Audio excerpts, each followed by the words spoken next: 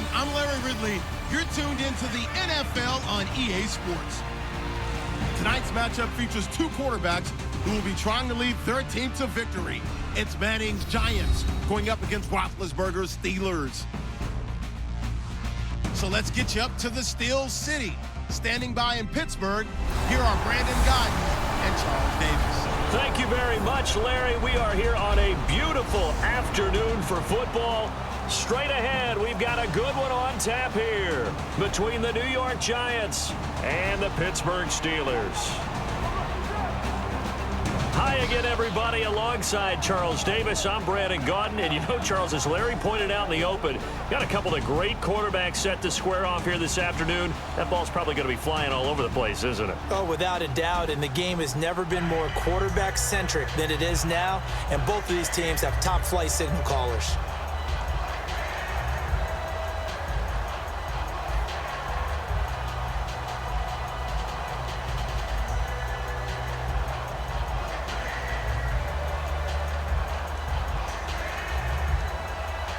The veteran kicker, Robbie Gould, set to get us started. And we are underway from Heinz Field. On the return, here's Justin Gilbert. And he'll get it up across the 20 to the 21-yard line. And we shift our attention to the Pittsburgh Steelers and Ben Roethlisberger, Charles, a man who could become the next 50,000-yard passer in the coming season. Would have had his fifth 4,000-yard individual season last year if it wasn't for the couple of games he missed. I think his consistency is something we have to start talking about, because we talk about being one of the best quarterbacks in the league, and there's really no doubt about that. But just him answering the bell year after year, putting up those kind of numbers, and leading one of the best offenses in the league. Also, remember Big Ben as a younger quarterback, moving out of the pocket, taking the hits, shrugging them off? Now he's standing in the pocket and winning from there more and more, and I think that's going to enhance his career going forward. A gain of 3, second down. Time for the offensive starters now for the Pittsburgh Steelers, and a guy to watch out wide, Sammy Coates. A slow start in his rookie season, only caught one pass in 2015. They're expecting much bigger things from him, trying to help out that offense. If he can get open, you know his quarterback will find him. See if they stay on the ground for second down.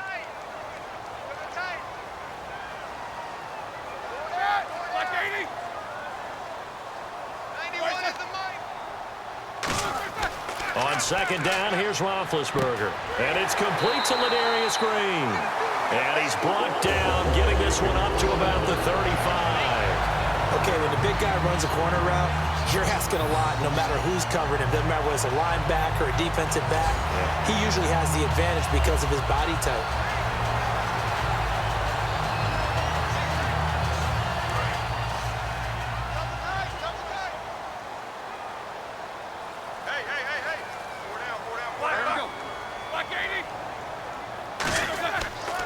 Now a first down carry by Bell.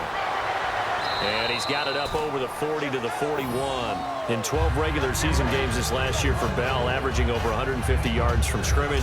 First 2 games in the playoffs were great, but, you know, getting injured in the final game probably leaves a bad taste in his mouth. Leaves a bad taste, gives him fuel for the next season, though, because, remember, for the last few years, he hasn't been able to play a full season for various reasons.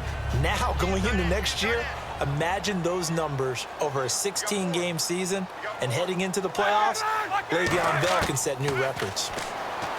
Now Roethlisberger, he's got time. And seeing nowhere to throw, he chucks this one away from harm. Incomplete. Now it's third down.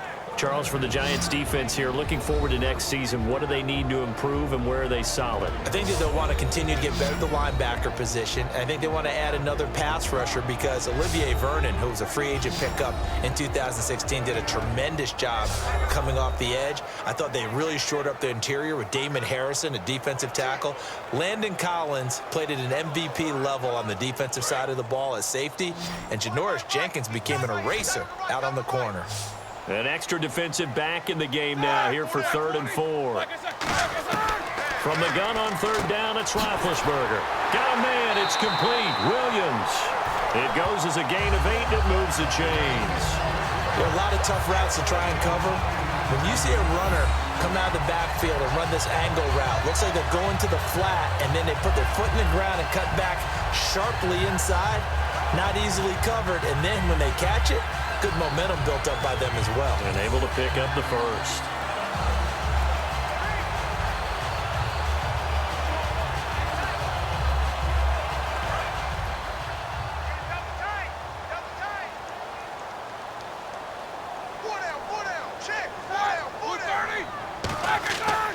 They'll go back to the ground with Bell.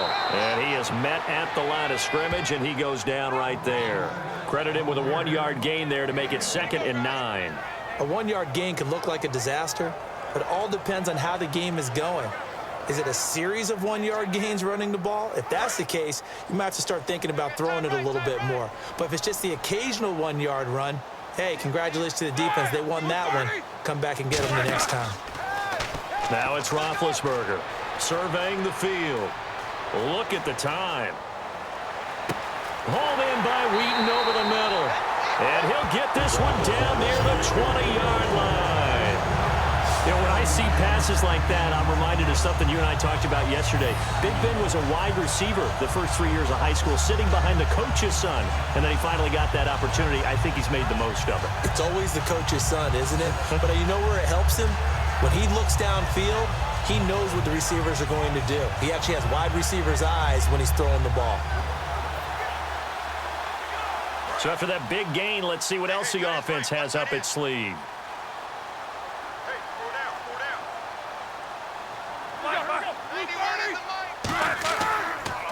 They'll run it for the first time with Williams. And able to push his way forward here for a good little gain. Give him 5 on the carry there, and it'll be 2nd down.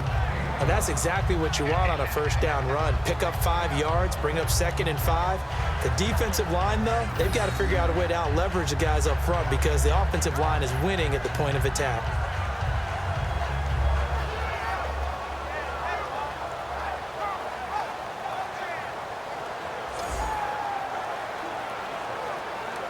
Clock rolling as we hit the midway point of this first quarter.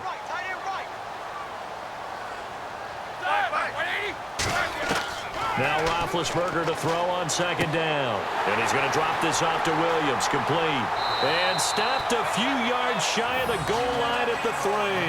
A solid pickup at 13 sets him up 1st and goal. And the pocket's been protected pretty good here so far on the opening drive. We always talk about confidence in runners and catchers and quarterbacks. How about the protection detail? They're not allowing anyone near the guy throwing the football.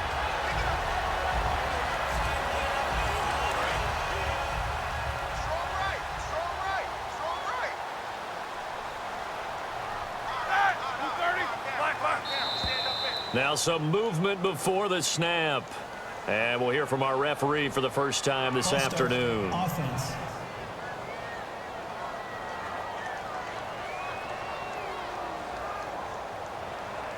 Still first down.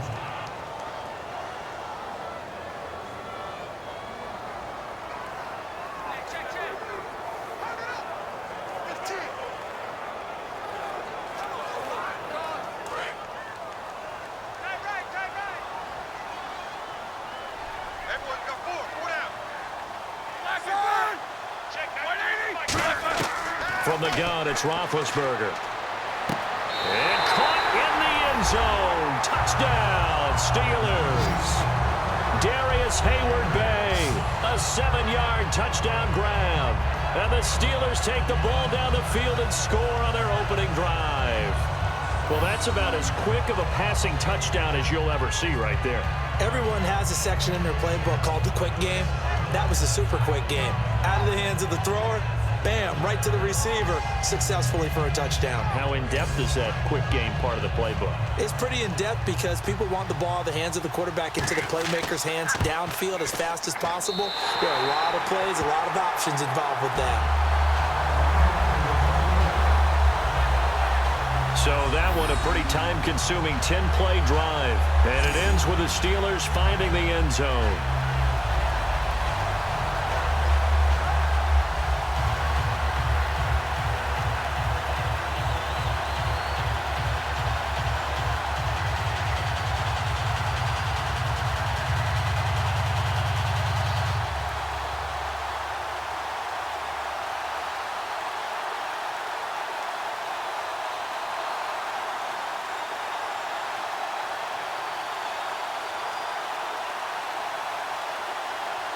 Boswell now to kick it away after the touchdown.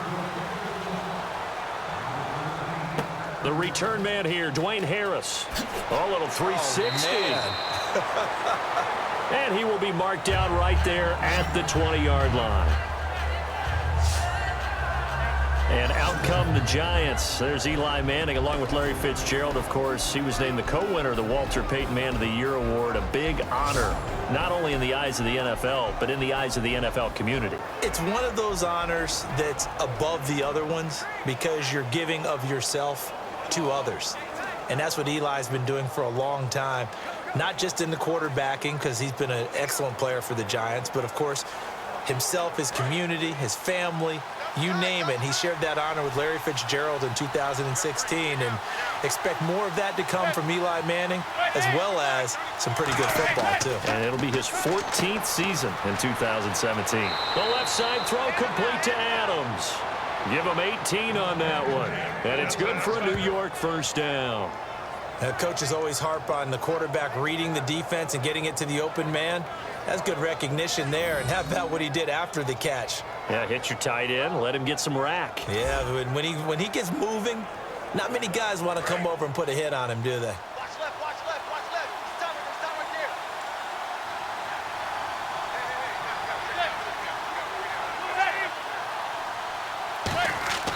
there. On first down, Manning. And no escaping this time as he'll go down. They got him for a sack. Stephon Tuitt in there to sack him for a loss of 6. Boy, he came in off the edge so quickly there. Look out, because that's exactly what it was being shouted by the offensive lineman to his quarterback because he had no chance to block him.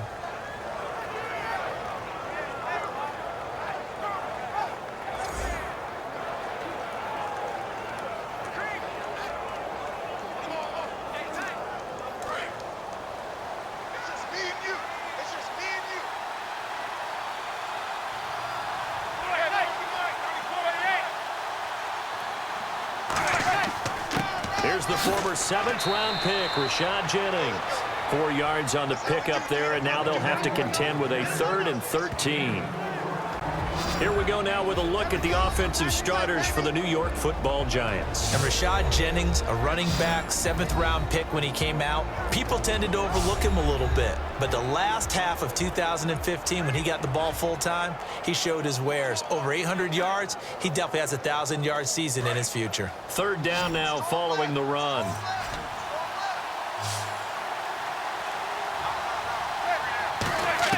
On 3rd and long, it's Manning. Looking for his running back, and he's got it. And he'll get it out near the 40 to the 39. It's a 4-yard pickup, and that'll bring up 4th down. Partner, I think that completion takes the definition of dink and dunk to a different level, doesn't it? It does, and the defense was right there, kind of played into their hands. Here's Brad Wing now to punt it away on 4th down. Back deep for the Steelers, Antonio Brown.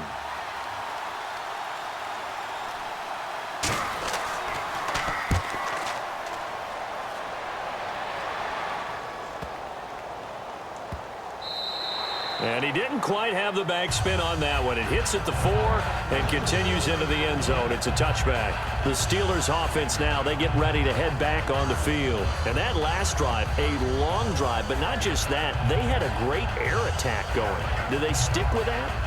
I would think that they would, because if they were confident enough to do it on the last drive, starting backed up in their own territory, why would you change anything? They've got to be confident about what they're presenting and continue to do so. Yeah, because the secondary, they really look clueless.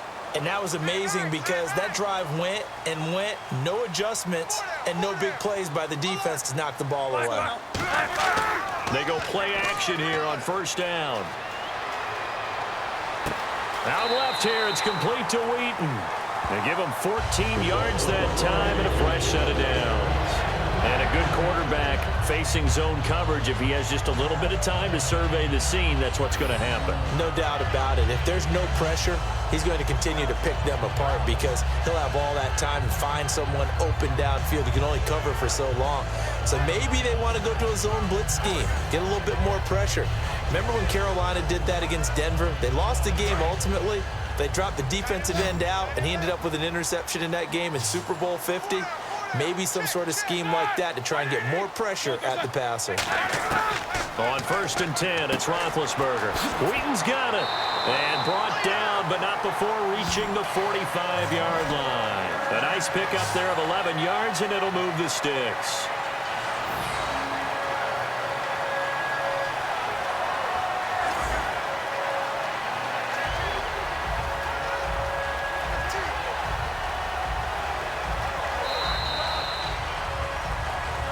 One quarter in the books. 7-0 is our score. EA Sports NFL Sunday returns following this.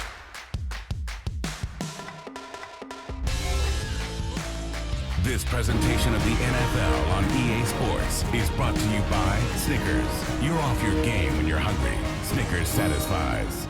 Back with Charles Davis for football to begin quarter number 2, and they've got it here with a first down.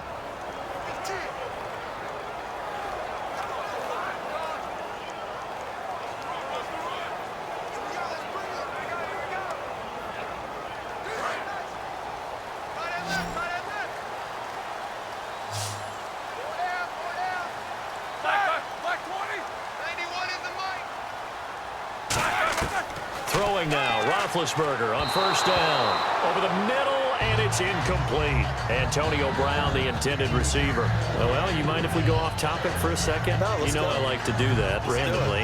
AFC playoff contenders for this year that didn't make it last season. Who do you have that might get in? Well, I think Cincinnati's got to be considered there. Maybe they'd have an offseason that's calm, and they go into this season and try and get back to the playoffs where they've been perennials. How about Denver? Yeah. Remember last year, they didn't have the quarterback to start. Trevor Siemian played pretty well overall, but maybe they can get solidified there and ride that strong defense right back into the playoffs. I'm going to give you a couple a little bit off the pace. Indianapolis cannot afford to squander Andrew Luck, one of the better young quarterbacks in the game. They've got to get back to the playoffs. And Buffalo, brand new head coach, brand new people running the ball club. Let's see if they can figure it out, because I think defensively they can be awfully strong. And now a first down following that long gain. They come up in an empty set. 4 wide receivers, 1 tight end. Now Roethlisberger on first down. Hayward Bay has it over the middle.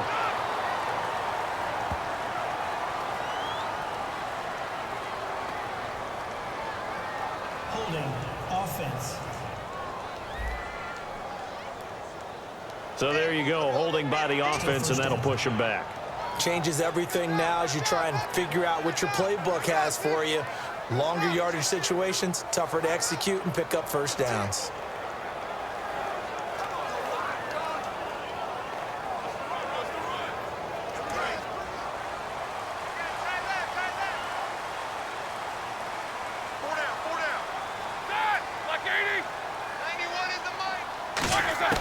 Ben to throw again. And Green with a catch left side. And into the end zone. Touchdown, Pittsburgh. Ladarius Green, 32 yards.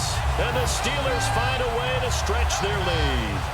It used to be that if you were a big wide receiver and the coaches wanted to make you a tight end, you resisted the move.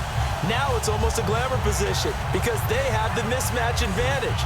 Are you going to cover them with a linebacker? They're probably faster. A defensive back? They're going to be bigger. Tight end is the new big-time position. And it's good to make it 14-0. 5 plays there on that drive. And it ends with a Pittsburgh touchdown.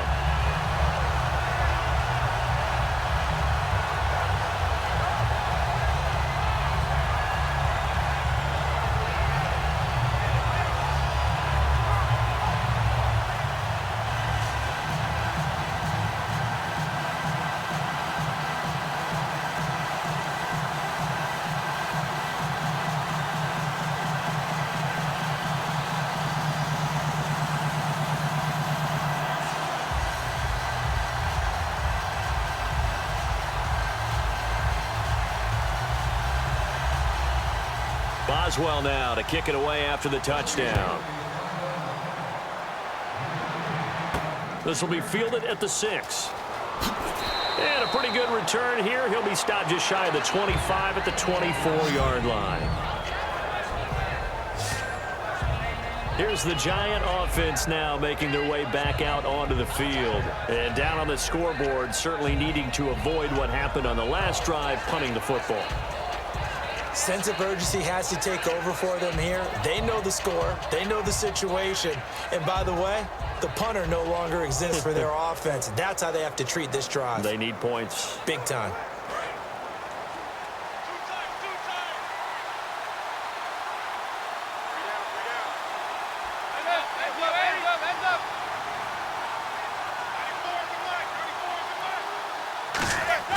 On first down, Manning. And he will be hit from behind and run over. Wow. Ryan Shazier not dropping into coverage. He comes on the blitz and takes him down for a loss of 9. Now, how about that? Defensive coordinator perfectly in sync, dials up a blitz. And the man in the middle, he's the one who gets home. Big Mike. Big Mike.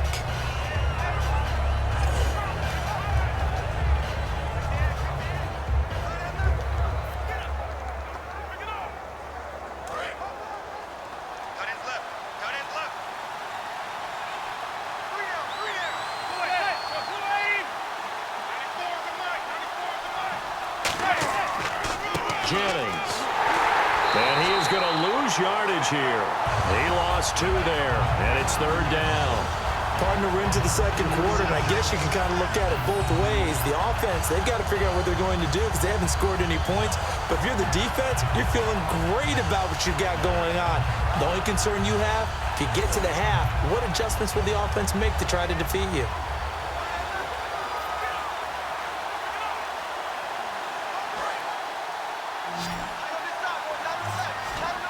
The Steelers insert their nickel defense on 3rd down. Yeah, they add a DB.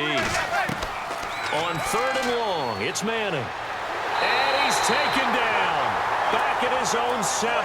The safety blitz staged to perfection that time as they sack him for a loss of 6. Well, certainly some teams are not intimidated by down and distance on defense, are they? 3rd and very long? Let's go get this guy again. Big-time pressure.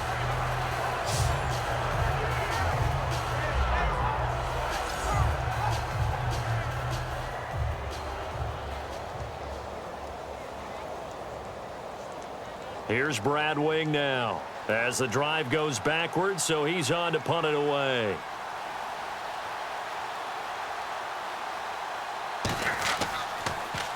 He gets this one away, and boy, it's another boomer.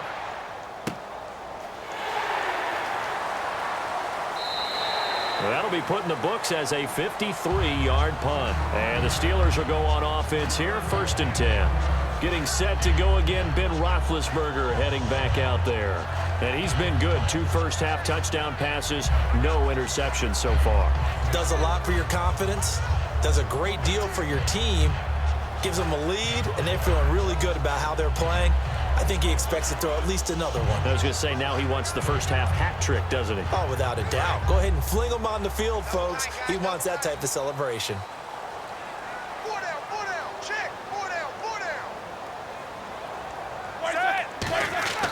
They'll start out on the ground with Bell. And he'll push this forward only to about the 42-yard line. 3 yards on the pickup there, and it'll be 2nd down. Partner, you know I love to point out when teams break tendency and do something a little bit different from the norm. But when you run the ball in the first play of the drive, that's not a tendency breaker at all. That's just trying to establish yourself as you move forward. They come out here in the I. On 2nd down, here's Roethlisberger. Finding time toward the sideline, and look at that catch. Dragging the toes, and it's going to be a 1st down. Well done. I do have to admit, I like it when it all comes together. When the top part, catching the football, right, whether you're catching it with your hands or cradling it, comes together with the legs, in this case the feet, doing a little toe tap to stay in bounds and complete the catch. And a great job by our crew on the camera shot. Love when you see the grass or on the field turf, those rubber pellets flying up. Great catch. They'll come out in the pistol. On 1st down, it's Roethlisberger.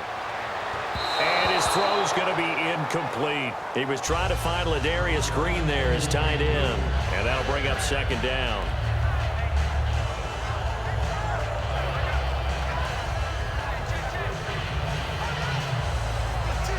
Offense looking to avoid a 3rd and long. It's 2nd and 10.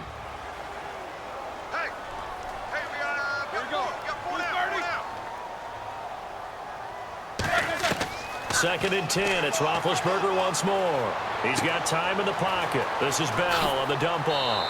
And he'll get this one down to about the 20-yard line. Illegal block in the back. Offense.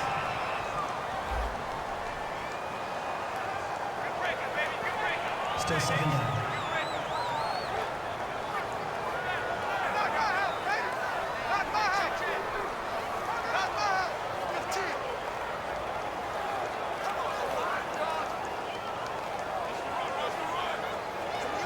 So that last play called back after the penalty, 2nd and long here. Here we go. After the penalty, it's Bell. And he'll fall forward to the 29-yard line. He can muster only a yard there, and they'll be left with a 3rd and very short. I do know from experience that when you slow down someone's running game, you're now doing the dictating on defense. And guess what? Now you're getting ready to tee off on their quarterback because they have to throw it all the time. But you still have to be alert for the draws and other plays of that nature to make sure you don't get hurt. Let's go. Black 20. Black is They stay on the ground. This time it's Williams. And he is going to lose yardage here. Losing 2 yards that time, and now it's 4th down. So 3rd and inches, trying to pick it up the middle. He had nowhere to go, tackled for a loss. Double A-gap pressure, meaning linebackers going in the gap between the center and the guard on either side. Well, it's not always to get to the passer. Sometimes you do that to prevent a running play. Worked pretty well in that situation.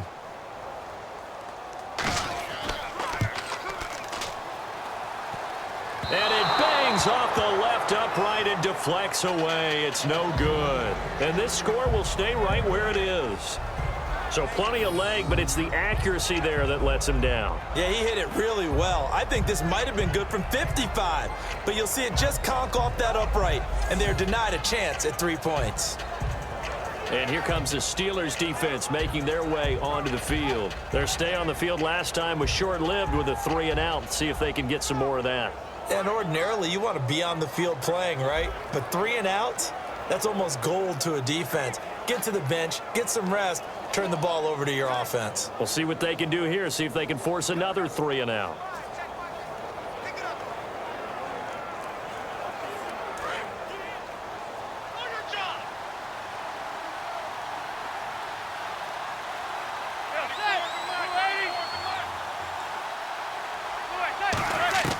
Manning now on 1st down.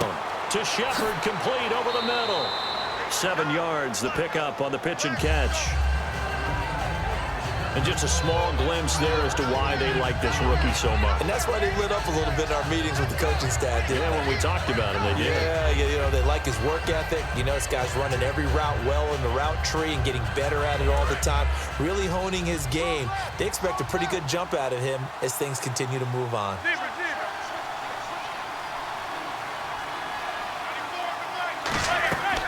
They'll run it now out of the gun. And this one's going to go the wrong way. Losing yardage back at the 42.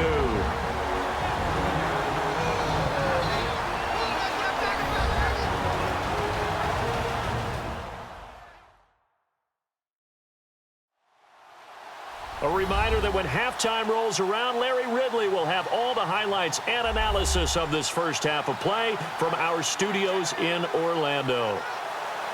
And the offense in that middle ground here on 3rd down, 3rd and 5.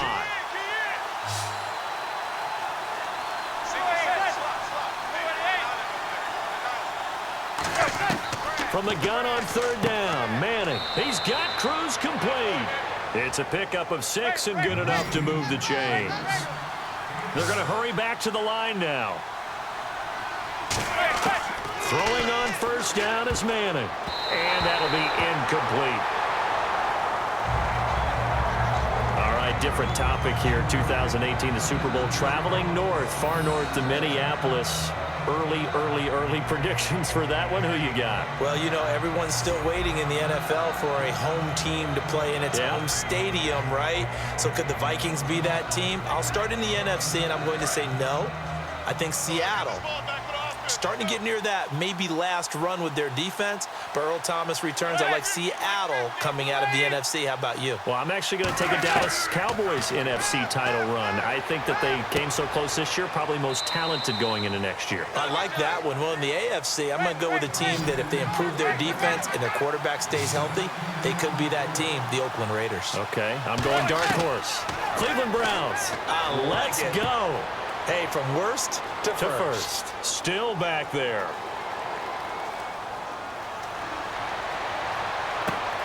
And he couldn't hang on to it through the contact. Incomplete. We know it's not an easy job to go out and catch passes when people are trying to tackle you and knock the ball away. But the bottom line is, that's a pass he's got to have and a pass he should have caught. Here's Brad Wing now as he's on to punt for New York.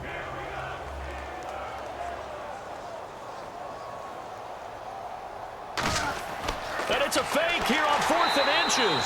And he will not even make it back to the line of scrimmage. A little trickeration there, but it doesn't fool this defense. Anytime a fake doesn't work, we usually focus our attention on the guys that were unsuccessful. But how about the defensive guys? They have to plan all week. They have to prepare all week. Special teams, it looked like they were educated for that one. Educated on their toes and getting a big stop. And the Steelers set to take the field. And they've got to be a little bit frustrated about that last drive. Missed field goal. Always hurts a team because, you know, you've put something out there. You've given yourself a chance. You're in range, and the ball doesn't go through the posts. But it's not something to panic about, I don't believe. Just keep playing and keep going.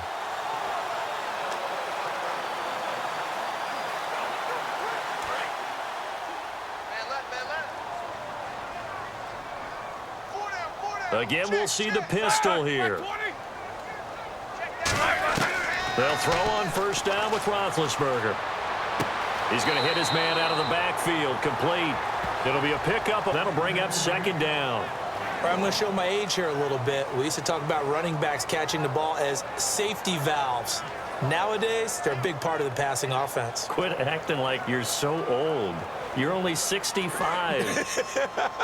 Completed pass play. Now let's see if they go back to the air or to the ground.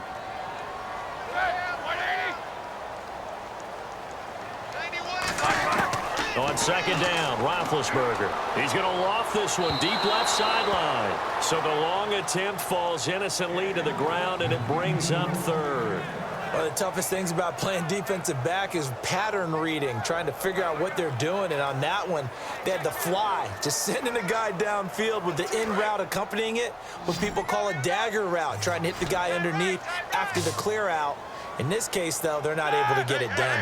Yeah, they said forget the underneath route. They went for the guy on the fly, but as you said, incomplete. Out left here, it's complete to Wheaton. They get 7 there, but it brings up 4th. A short game that doesn't get them the first down brings up a 4th down situation. Really nice job defensively. They knew where the sticks were. They got the stop before it. The Steelers call here on the Aussie, Australian-born Jordan Berry now to punt this one away. Back deep is Dwayne Harris here.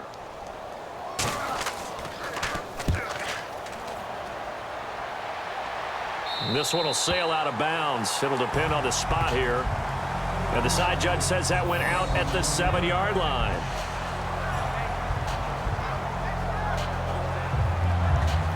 And the Giants ready to come out now. And what do you think goes on here in this situation? If you got the football, you're trailing, you're back in your own territory with just a little time. Do you try something? You're thinking about jump-starting your team, right? You just mentioned it. They're down. They're trying to get back into the game. But you got to figure if something goes wrong, you may have put yourself in a spot where you may not be able to come back in the second half. Managing risk, this is a big decision here. And tough starting field position here.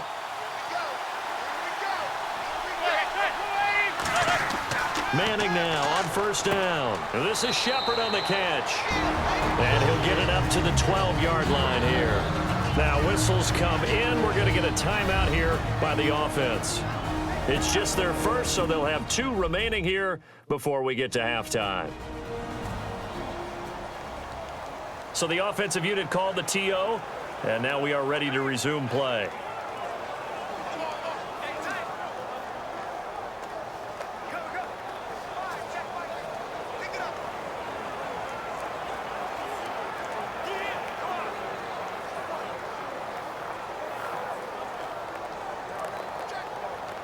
Second and 5.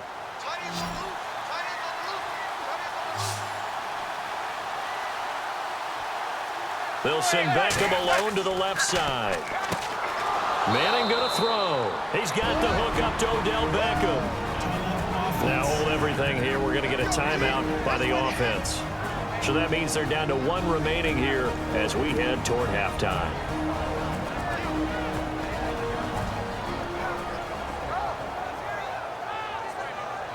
So we're back in the offense getting set following the call of that timeout.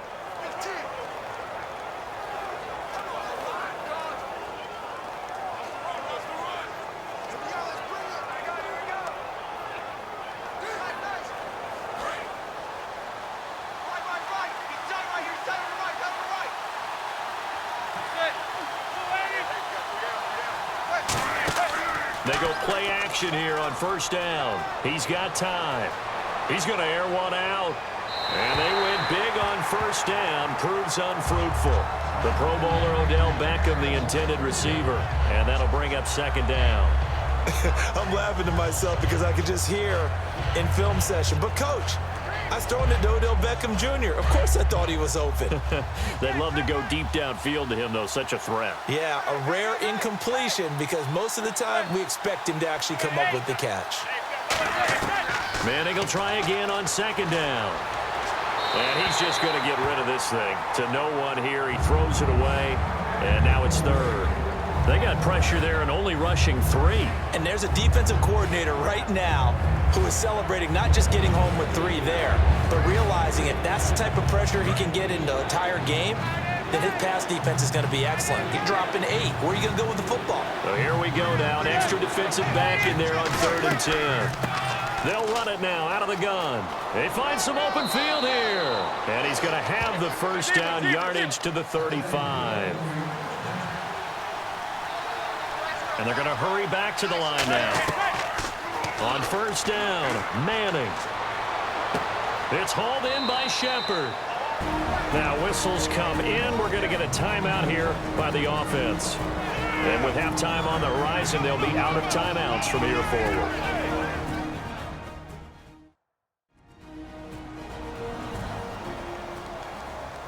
And welcome back. The offensive unit, they took the timeout. And now they get set to line up as we resume action.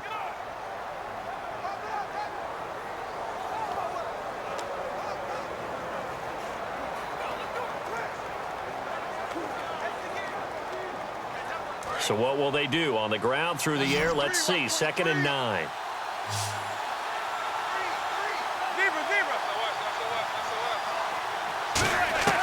On second down, here's Manning. Drops it off in the flat to Jennings.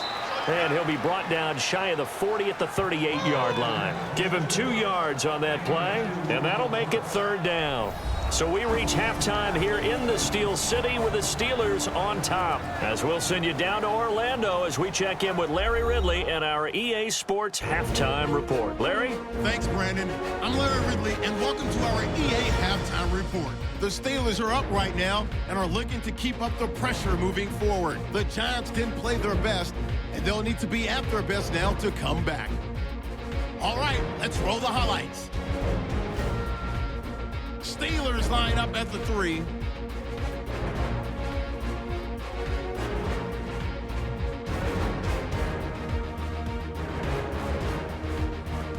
Now 1st and 10 with plenty of pressure this half and another sack. This one ends up as a loss of 6.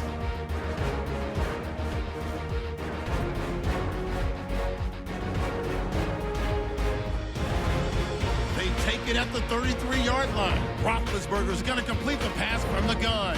And this play goes for a score. That puts them on top by 14. Well, we're going to let you off a little easy there, LR. Halftime interrupted, and we are ready to get to this third quarter.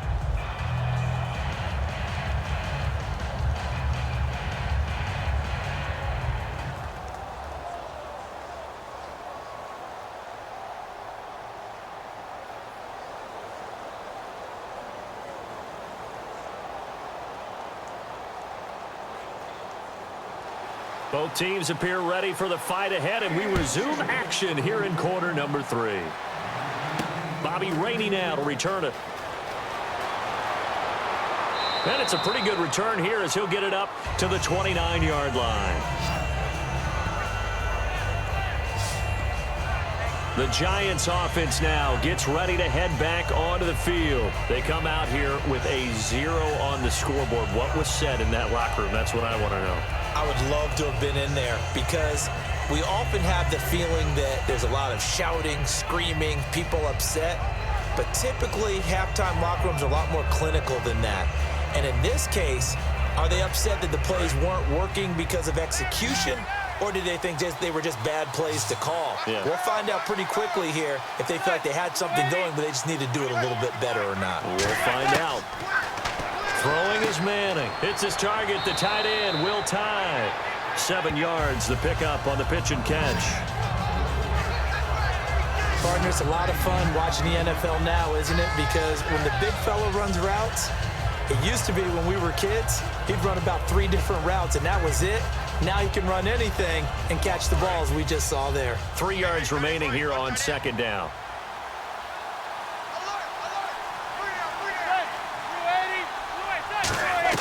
Manning to throw on second down. This is Shepard on the catch.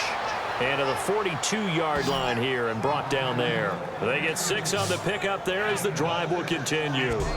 And, boy, they had high praise for this rookie receiver when we asked the coaches about him, didn't they? They certainly did, and obviously they liked his measurables. Otherwise, they wouldn't have brought him onto the team. Height, weight, speed, all of that. But how about what they really said? Competitiveness. That's what they really liked about him. The way he goes after the football, competes for it, and decides when it's in the air, it's his and only his. Here's Jennings. And not much there at all. Maybe a yard up to the 43. Stephon Tuitt, the one that got him down. That's a good play by the guys on the defensive side of the ball. Held him to a gain of 2. And that changes the playbook a little bit now for the guy calling plays. 2nd and 8. Now he's got to probably think about going to the air instead of maybe staying with the ground game.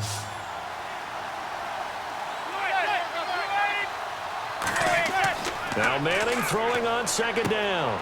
It's a short one here, complete to the tight end. It's an 8-yard pickup, and they'll be faced with a 3rd and inches.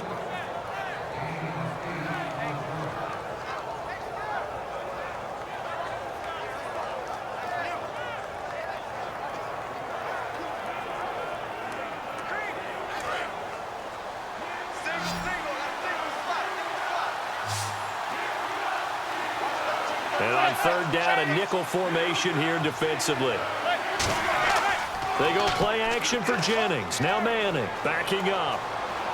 Great protection. Going up top. That's caught inside the 20. And he's taken down, but not before reaching the 10-yard line.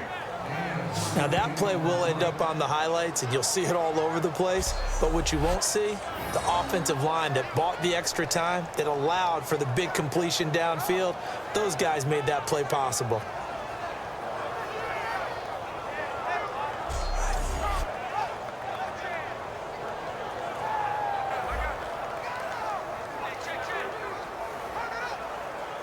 So after that big play, let's see if they can catch their defense maybe on their heels.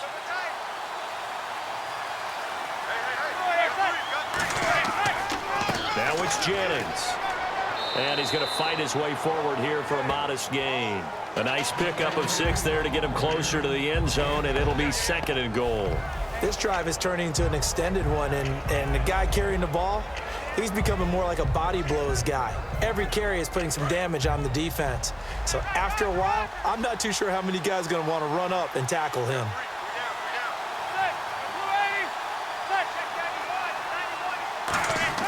Manning to throw on second down. And he's got it. Touchdown, Giants. Jarrell Adams from 3 yards out. And the Giants able to get this back within a touchdown. Sometimes those tight ends are a mismatch. They found the mismatch there. And that's exactly why you want to draw up those types of plays, because coverage is just going to go to the natural guys, the guys that make the big plays on the outside. But if you work your tight end into it, that's a tough one for a defense to handle. Tough. They couldn't handle it. It worked out for 6.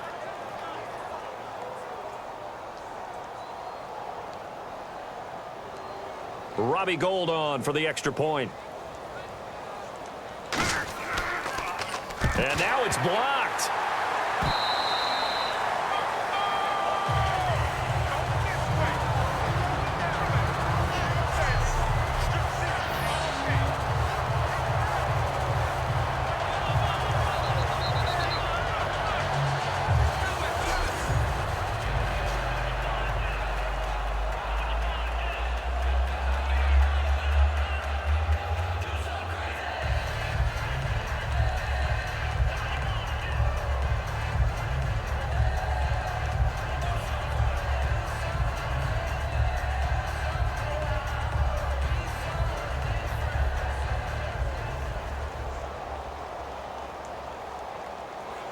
After the touchdown, it's Robbie Gould now to kick it away. This fielded at the 2. And a good return as he'll be stopped just shy of the 30-yard line. Time for the Steelers offense now to get set for their first possession of half number 2. And they're coming off a 3-and-out, my friend. I think they've got to look at that play sheet and go to a spot that they haven't gone before. Time to shake things up a little bit to try and get this offense moving. Okay, so how do you do that? How do you shake things up? You look at what you've called before, realize it hasn't worked Go to so something well, else. and maybe try and find one of those special plays from one of your better players, and maybe try and hit something big and get things going in the excitement area. They'll throw on first down with Roethlisberger, surveying the field. And he fires one that's intercepted. Picked up by Janoris Jenkins. And they will be set up now as he brings this thing all the way back inside the 20. Oh, and I saw the pressure coming at him. That just looked problematic. Hit him as he threw it, and the interception ensued. Let me pay homage to the man who stood in this spot before. He always talked about how much pressure is in the face of a guy, and can he step into a throw? And when you can't do that, oftentimes interceptions result. New York set to take the field. Last time they were out, they scored. Still trailing here, though, so some work to do. But it's okay in terms of mindset. Because they scored the last time, they're not quite as worried about being down on the scoreboard because now their confidence is a little bit higher. They feel like they've got something going, and they feel like they can attack again and put more points on the board. Are you scoreboard watching if you're the offense, or are you just focused on this drive? We wouldn't be telling the truth if we said that they didn't scoreboard watch. Everyone does it to some extent. But you've got to set it aside right now and just focus on this series. That'll take care of the scoreboard if they punch it into the end zone. And brought down, but not before they get it inside the 10 to the 7. And after that completion, you can understand why so many teams in the league are emphasizing speed on defense at every position. The tight ends have created so many tough matchups now. If you can't run with a tight end as a linebacker, this is going to be the result every time.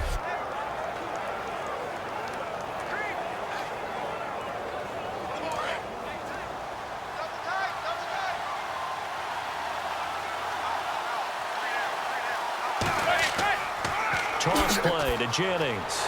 Trying to turn the corner, but they string him out and stop him at the line of scrimmage. No gain on the play that time, and it sets up 2nd and goal. They're down here in the 3rd quarter, trying to get something going to the outside there. Didn't work out, though. Yeah, and from the cheap seats and from where you and I are sitting, we did pay a pretty good price to get in here, right?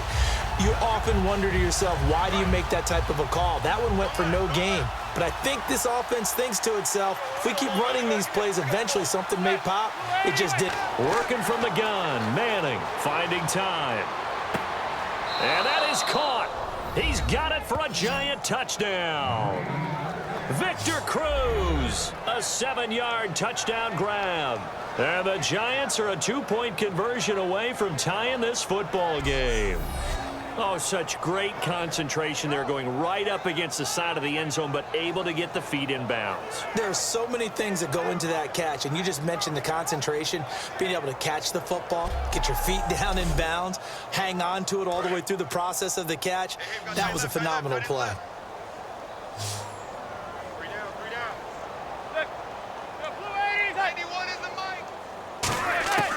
Eli's going to throw. And it's incomplete, but a flag is down here, so hang on. Let's see what we've got. Holding. Offense. Good job, Dave. Good job, Dave. Woo, defense, let's go. Let's go.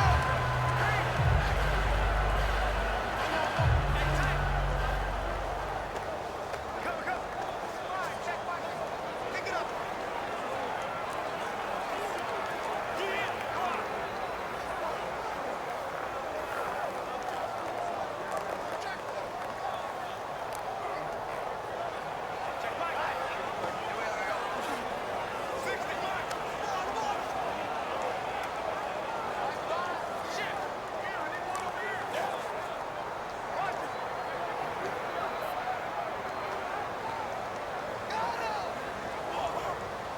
After the touchdown, it's Robbie Gould now to kick it away.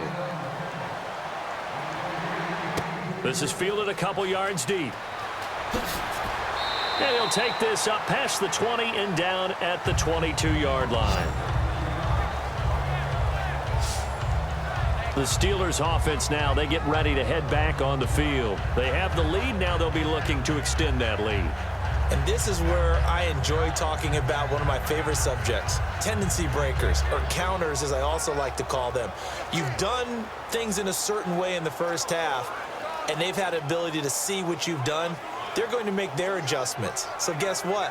You adjust yourself and try and stay ahead of the pace because you are looking for some separation in this ball game. The adjustment to the adjustment. Without a doubt. Show them one thing, hit them with something else.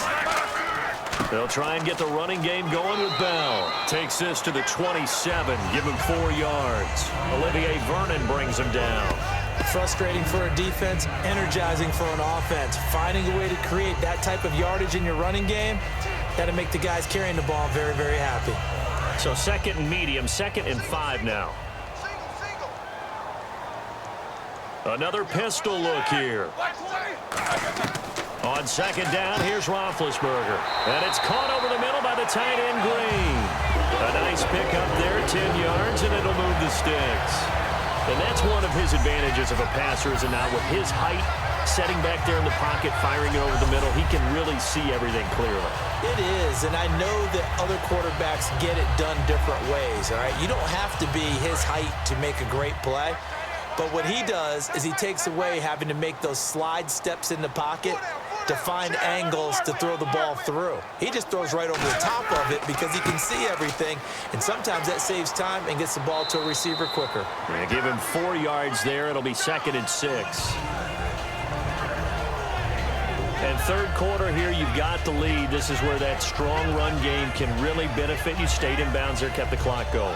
I like all the points you just made there. And if you throw the football and it's incomplete, now you've stopped the clock and you've helped out the guys on the other side of the ball. So keep it in the hands of those runners. Keep moving it. Keep grinding clock. They'll go again with Bell. And he'll push this forward only to about the 42-yard line. 2 yards the gain there, and now they're left with a 3rd and about 4 for a first. Tough day. Tough sledding right there, and it's been that way the entire game. Not a whole lot of room to ramble for him. Yeah, you're right. It's been that way all afternoon. Didn't get a whole lot better there.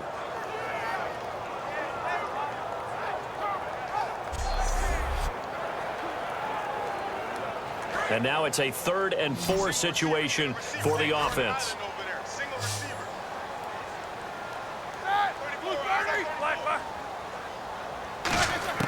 From the gun on 3rd down, it's Roethlisberger. He finds Coates complete. And he will have the first down as he's brought down up near midfield. And Brandon, from our time in college football, where receivers weren't running the traditional NFL route tree, one thing they did learn, find open areas, find soft spots, and set up and catch the ball. And I think we just saw that there. Yeah, we saw that indeed, picking up the first. So the offense has it 1st and 10.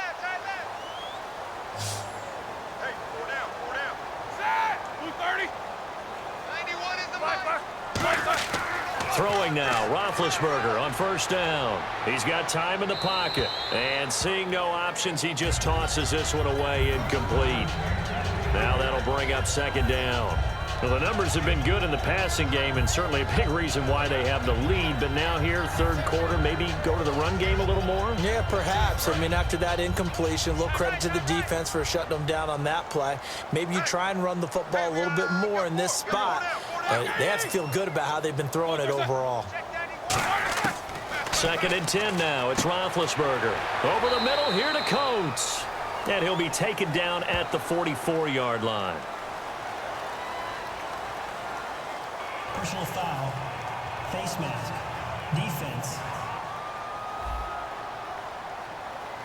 And I know it's hard in live action, but you've got to keep your hands away from the face. That's a 15-yard penalty. You work on it all the time, making sure your target area is lower and trying to keep your hands away from the face mask so you don't get the big penalty.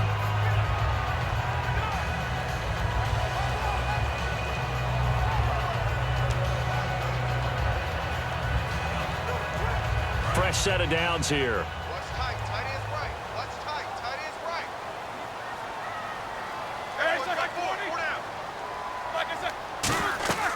They'll run it now out of the gun. And his rough afternoon continues. He's going nowhere again. No gain on the play. It'll be 2nd down. 3 quarters have come and gone. We'll return with more after this. This is the NFL, and it's on EA Sports. Back now in Pittsburgh. It's been a good one so far. Just a 2-point game here as we get set for quarter number 4.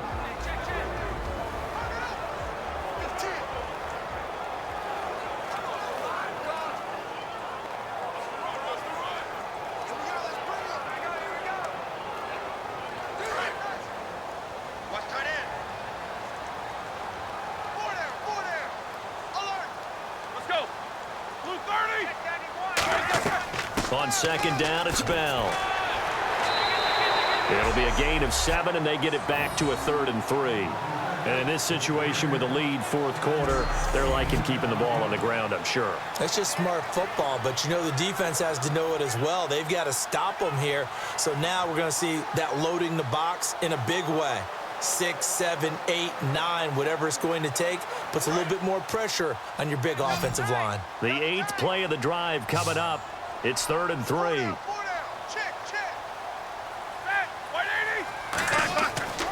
They'll try and run for it with BAL. And he's going to have a first down here as he gets this one to the 17-yard line. On 3rd down, that's a good job of situational football and understanding where the first down marker was and getting there.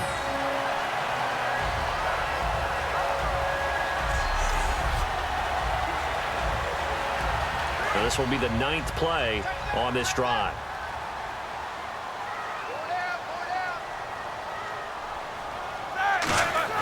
Roethlisberger with a give to BAL. So a nice job to break the 1 tackle, but not much daylight after that as he's brought down. The 4th quarter here, they've got the lead. They want to keep it on the ground. That's what they're doing. Smart football. Keep the clock going. But you got to figure now, they're going to see more people stacked up at the line of scrimmage as they try and bleed it out. They come out 5 wide, 3 of them to the right side. Now they'll throw it with Roethlisberger. That's complete right around the 8. And he'll be brought down this time at the 5-yard line. It's an 8-yard pickup, and it leads to a 1st and goal. And defensively, they were in zone coverage there. Do you have to be a little careful? You're losing playing against a good quarterback like he is. Yeah, you have to be careful about how much time you're giving up. I think it's a good point you just brought up. So maybe if you still want to play zone, you go to a zone blitz scheme.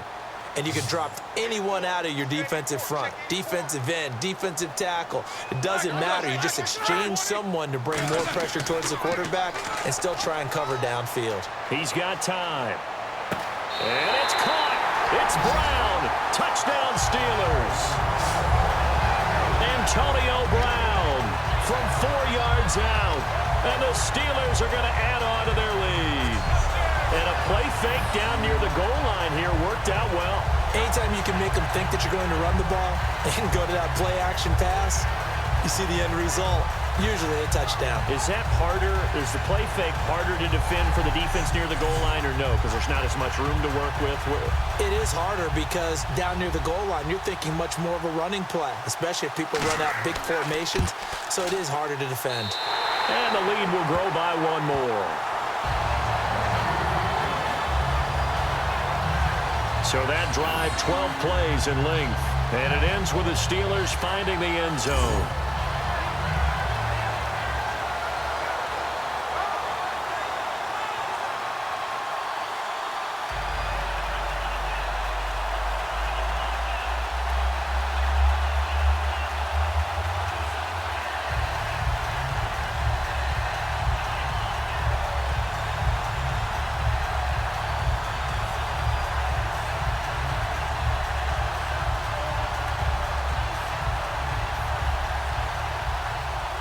Boswell now to kick it away after the touchdown. This fielded a few yards into the end zone. And he'll get it up to about the 26-yard line just across the 25. And New York set to take the field. And they're going to need another score. Got one last time, but still down here. When you're playing catch-up, every possession becomes crucial, doesn't it? It's vital. Get back out on the field, punch in the end zone again. They know it's not easy, but what they do have going for them, they did score the last time. They think they've got a good formula working. And what about the defense? Well, now you're just saying to yourself, okay, we gave up a score last time. What adjustments do we need to make to slow them down now and get the ball back for our own offense? Is it more pressure? Is it more zone? What do they have to do? They're trying to figure that out themselves. We'll see if they can figure that out right here. And he's going to be out of bounds right at the 40. A good gain of 14 there, and it moves the chains. A good start there on this fourth quarter drive. They need more of what we just saw. Down a couple of scores. There's still time, all right? It's not like they're totally out of it, but they have to score quickly, and they're going to need some big-time plays, chunk plays, explosive plays. They need yardage on each snap.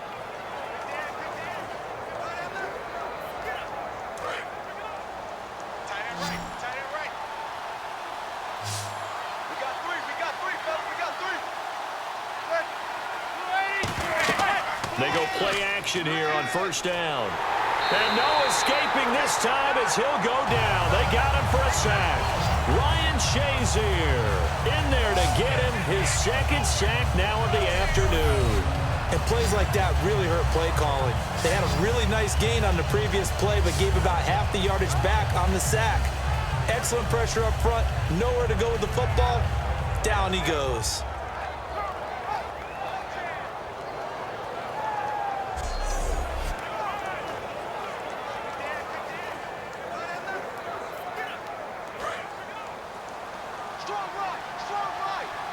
They'll put two receivers left, two to the right.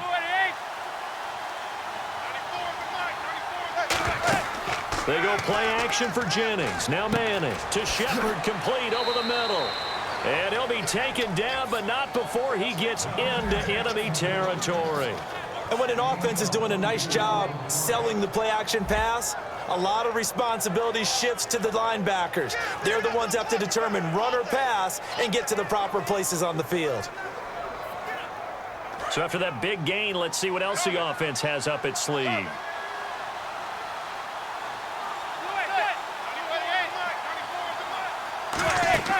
Now a play fake here on first down. Over the middle to Beckham.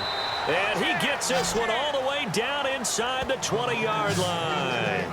And at this stage, down in the second half, looks like they just wanted to find a way to get it in the hands of their playmaker, and they did. I think you're exactly right. I don't think the coordinator's looking at his play sheet and trying to figure out which play will work well. He's trying to figure out how to get the ball to the playmaker that you just described. Looking down at that sheet, you find people plays, not necessarily X's and O's, and that's exactly what they did there. And now a first down following that long gain.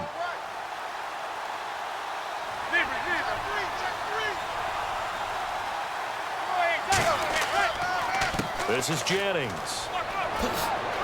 And eventually stopped just shy of the goal line right around the 2.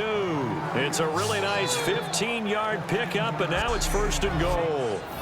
I thought guys that were over 30 weren't supposed to run the football this well in the National Football League. How about that veteran leadership, a big-time run, combined with some nice blocking by his offensive line, showing that the ins and outs of being a veteran still has his place in this league. His odometer is not totally turned over yet. So the run gets him the first, and now they operate with a fresh set of downs.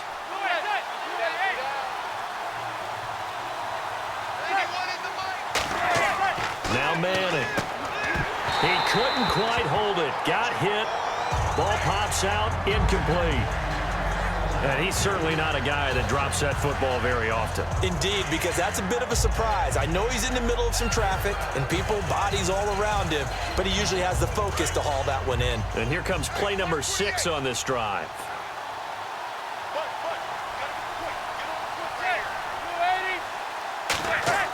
Now Manning throwing on second down. And this is caught for a touchdown. Now hold everything here. Flag in the backfield. This one might be coming back.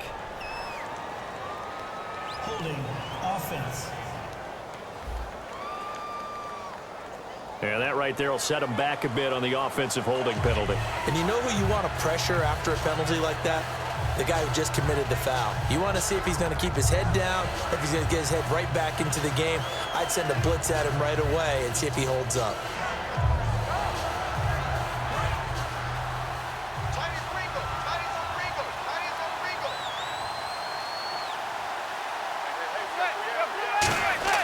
Manning to throw on second down. Out to the flat. That's complete to his running back. And a nice little quick spin move before he's dropped. And a pretty good gain. And at his size, he's a smaller back. You can get him to football. He can kind of get lost, make someone miss. It's good for him. Yeah, it's great for him. I like what you said there. Sometimes he gets lost in the traffic a little bit. But get him out in the open field into some space. That plays to his strengths the best and keeps him out of it where all the big boys are, you know, make him make someone miss in the open field. False start, offense.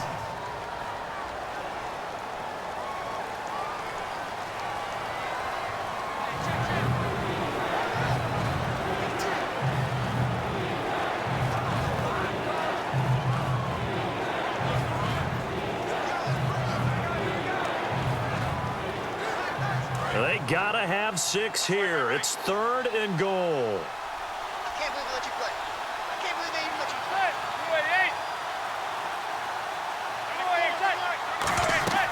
They'll run it now out of the gun. Call it no gain on the play, so no help there. And now fourth and goal. Time for a break. We're back to finish this one off after this.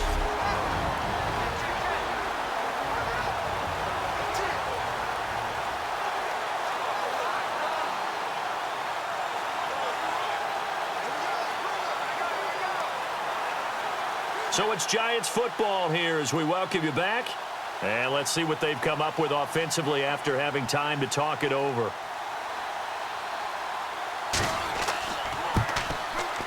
And Gold is able to put it through. And the drive will wind up yielding 3. So you knew one way or another that you needed 2 scores. They get the easy one out of the way. Now they'll need to get the ball back. So, Brandon, the question is, how do you accomplish that? You can onside kick it, but remember, since you've got all 3 timeouts, you can still kick it deep and try to play defense.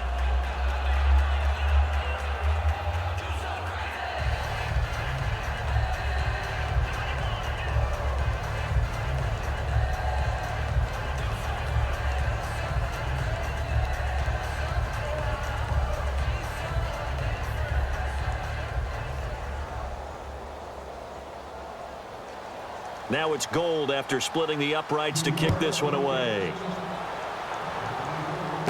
This one taken from the 7. And good starting field position. He'll get this one all the way up to about the 35-yard line. The Steelers offense now, they head back onto the field. They have the lead, obviously, late in the game. I guess the good news for them is if for some reason they would make a mistake, a field goal does the opposition no good. Everyone loves to have a little bit of a cushion, and that helps you immeasurably. But the bottom line is, do all the things that you're taught in order to close out the game. Don't even let that become an issue. Yeah, but still a one-possession game. This one not fully over yet. They come out with one back and 3 tight ends. They'll start the drive with a carry by Bell. Now the Giants will stop play as they take a timeout defensively. It's just their first. They've got 2 more to use here in the final stages.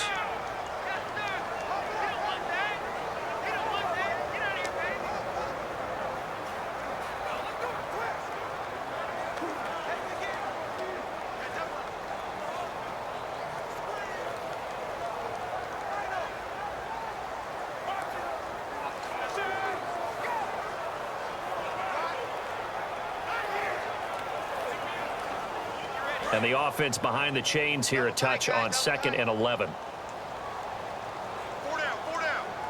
They come out here in the eye. Again, it's Bell. And hard running's going to get him over the 40 to the 42. And now the Giants, they get the officials' attention and take another timeout. That'll leave them with just 1 remaining in this 4th quarter of play.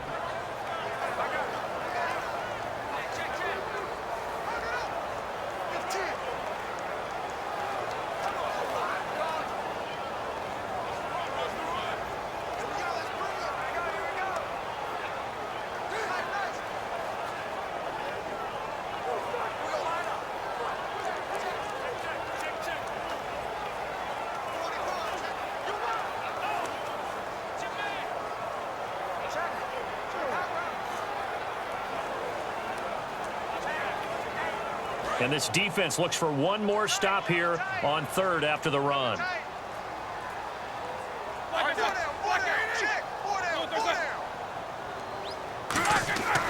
They'll try and run for it. Here's Williams. And he'll get nothing out of that one. Now hang on here. Timeout called by the defense. It'll be their 3rd and final timeout, so as they talk things over, we'll step aside.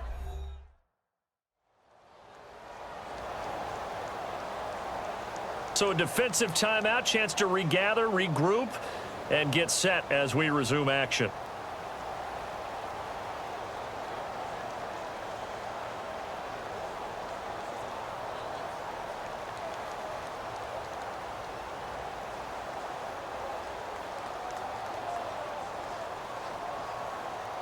Here's Jordan Berry now, as he'll punt it away for the 2nd time.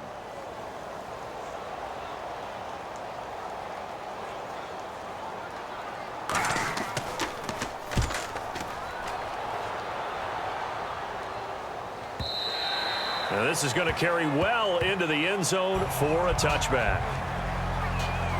And New York set to take the field.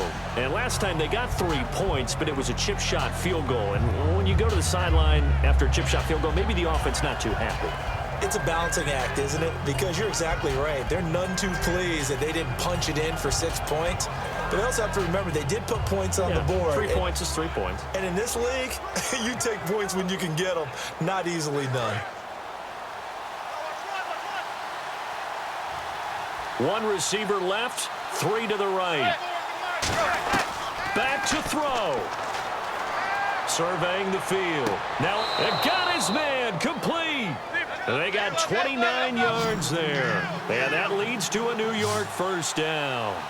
Looking to speed things up here, going with some tempo. He's back to throw.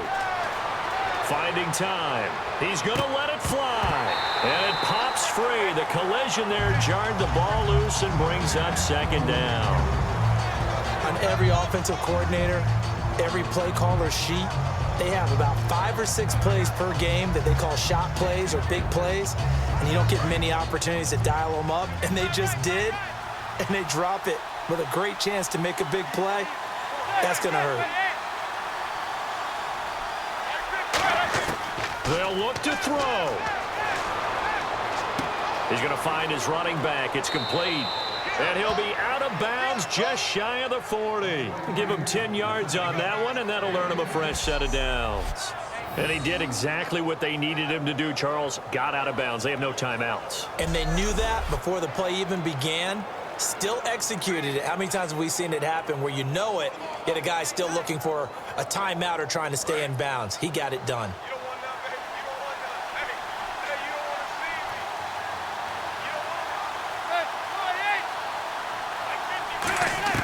He'll look to throw. He gets this one to Dwayne Harris. A good pickup there. 8 yards on the first down completion. And now it looks like they're going to be in the hurry-up. And with the clock now, he spikes it.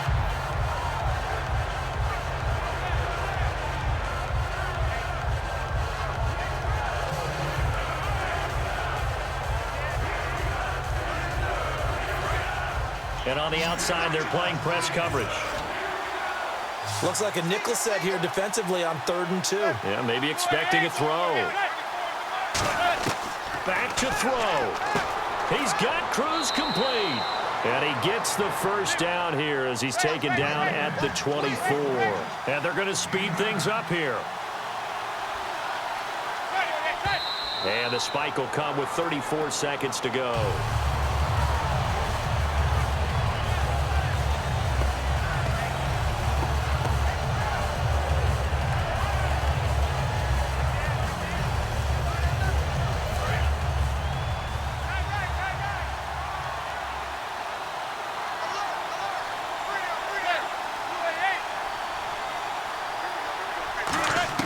Back to throw, Manning. A dump off to the flat for Perkins. And on this one, he'll get to the 15, right at the 15-yard line. This will be play number 8 here on the drive. It's 3rd and a yard. And quickly, they get to the line. Now Manning, and he's got Will Tye complete. It's a gain of 4 there, and it gives him a new set of downs.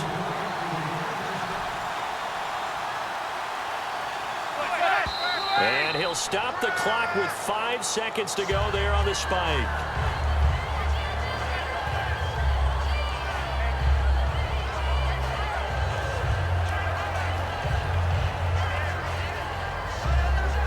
And the offense readies for play number 10 of this series.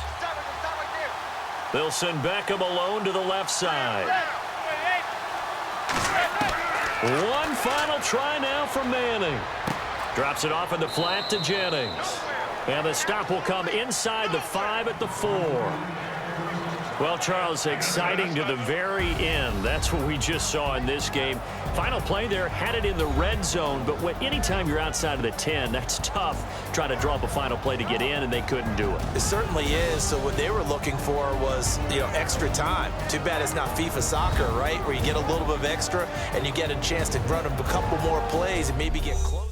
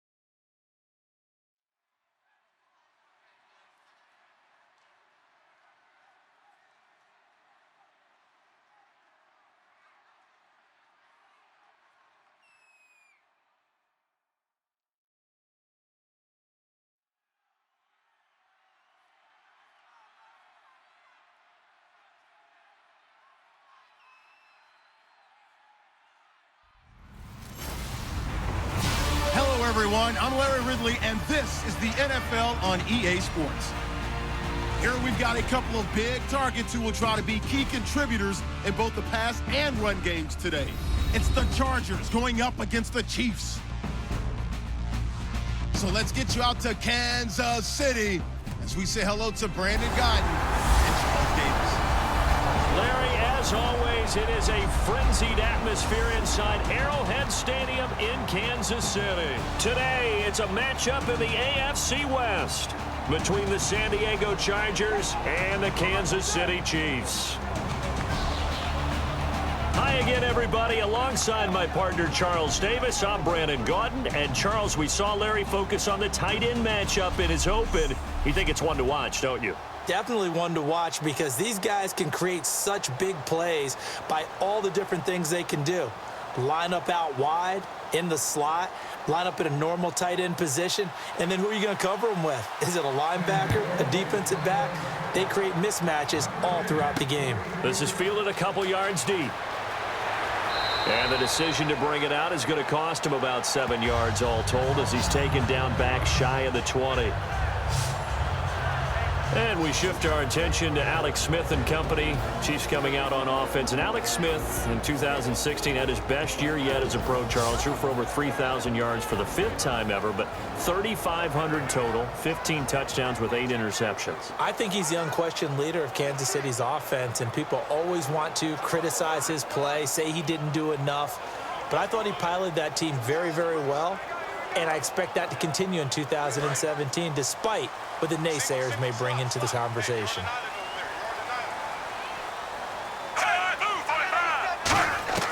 On 1st and 10, Smith. It's complete to Chris Conley. 13 yards on the game's opening play. And a nice reception against man coverage. Both of them read how much yardage they needed, figured what they had to do, and were able to beat the man coverage for the completion.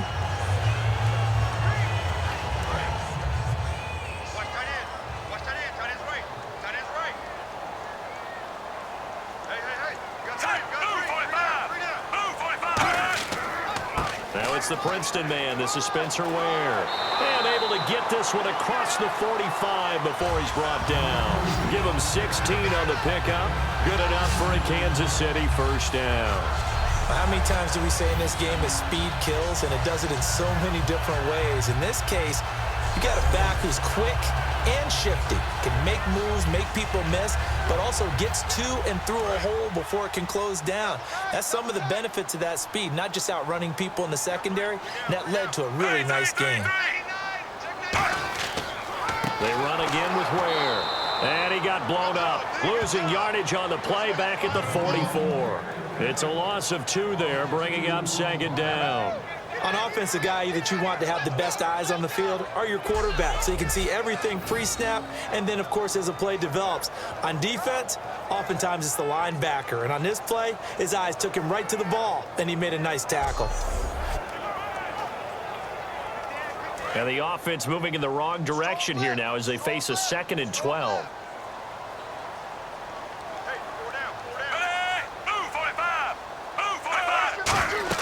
They'll run it now out of the gun. And he is going to lose yardage here. So he loses 3 yards there. Now 3rd down. 2 plays in a row, the defense won, stacking up the running game. They've got to feel good about themselves, but something has to be in the back of their minds. Are we being set up for something big? They've got to be careful.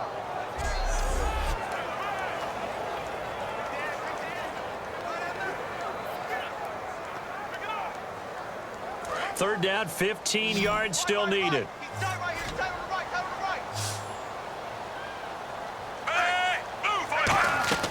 A shotgun snap for Smith. A dump off for Davis. And he'll get it into enemy territory just across midfield at the 49. It's a 9-yard pickup on the play, and that's going to bring up a 4th down.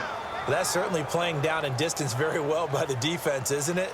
Take whatever you want underneath, by all means. So here's Dustin Colquitt now to punt this away for the Chiefs. Travis Benjamin deep for San Diego.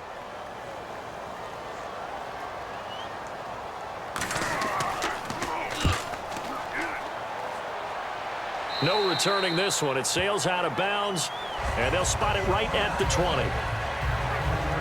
And out comes the San Diego team that finished the season at 5-11. Phillip Rivers, he led the NFL in a bad stat. Interceptions thrown. Second time in his career that he's thrown at least 20 interceptions. Now, look, he's had a great career, but a little wild with the football this season. A little wild with the football, I think in large part because he's trying to create plays that maybe just weren't there. Remember, Keenan Allen, his top receiver, went down early in the season.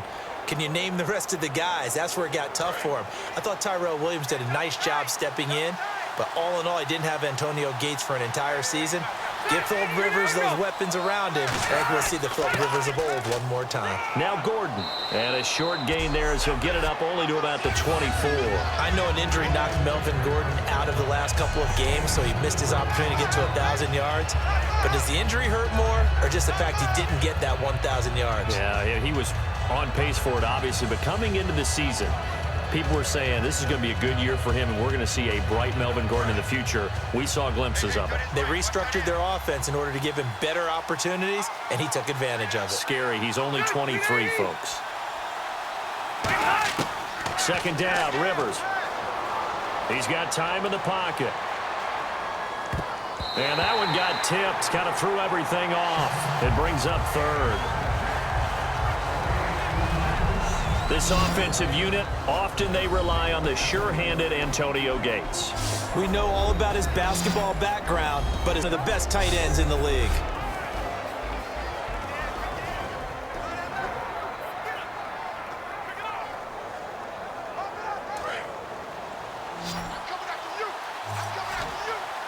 Defense thinking pass. They've got the nickel set out on 3rd and 6. From the shotgun, it's Rivers. And he takes a shot on incomplete. Partner, how many times have you heard it? Pressure creates diamonds, right? But it also bursts pipes. And on that one, that's what they got. They got after him, and he was fortunate just to get rid of it. Yeah, he just had to chuck it away. On 4th down, it's Drew Kaiser on to kick it away for San Diego. The rookie 5th-rounder Tyreek Hill back deep for Kansas City. He'll send this one into the Midwestern air, and it's a good one. This is taken at the 23. Look at this spin. Balance. A good return there, 17 yards. And the offense will come back onto the field for the 1st and 10. Here's the Chargers defense as they get ready to go again. They forced the punt the last time, got off the field. I'm sure some of your D coordinators through the years, you liked when you heard those words, get off the field. Oh, there's no doubt. Or maybe you didn't like it when you heard those words. It depended on when they were yelling them. But in this situation, absolutely perfect. Get off the field, force a punt, let the offense take over and do their thing, and it resulted in a field goal. Now let's see if they can do that again.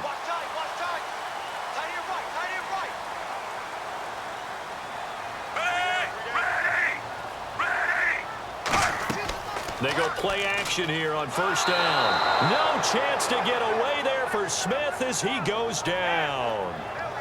And their inaugural sack of the game coming from an unlikely source. You mean it wasn't a linebacker? It wasn't a defensive end? It was somebody like you. Oh, my goodness. Yeah, that's a surprise for the offense. That's not what they normally get when they think about pressure.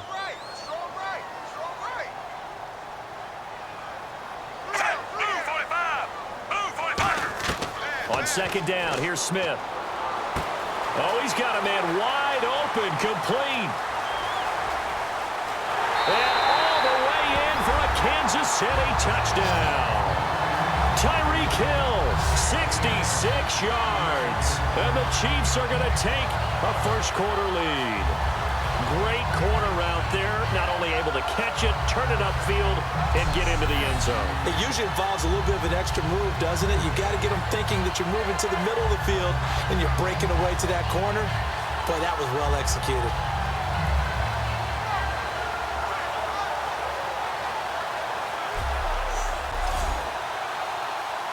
Cairo Santos on to try the extra point.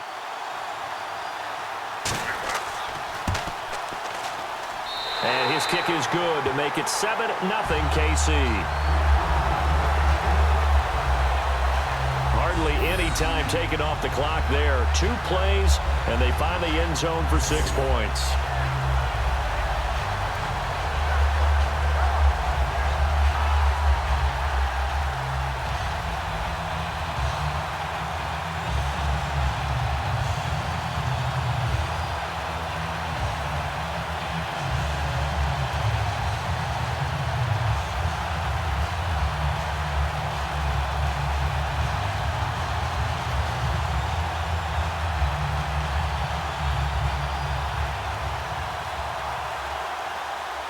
Now after the touchdown, here's Santos to kick this one away.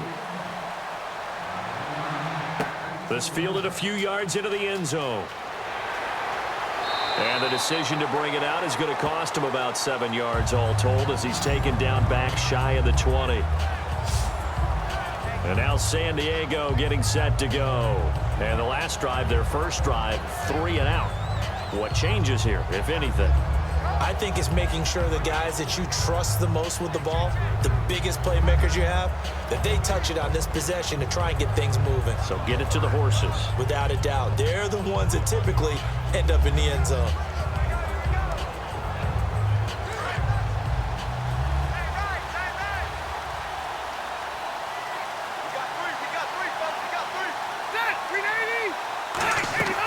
They'll start the drive with a run by Gordon.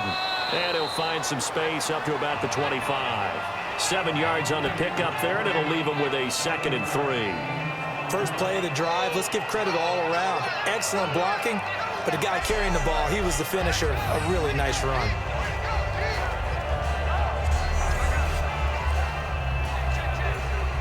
And the offense still has a couple plays to go to pick up the first on 2nd down and 3.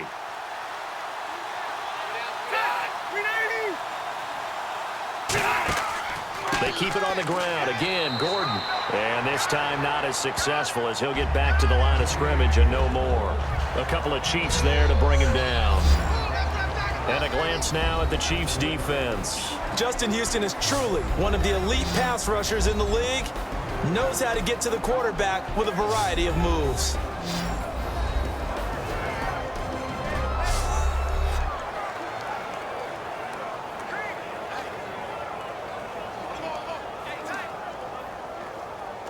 Three yards left to grab here on 3rd down.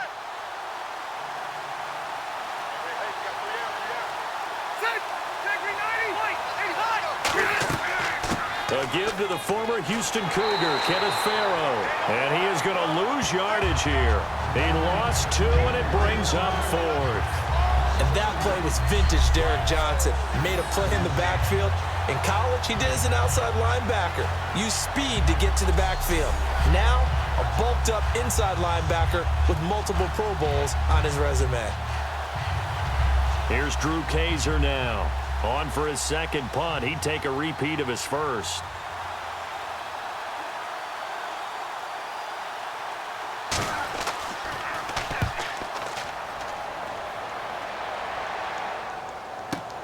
Taking it about the 16.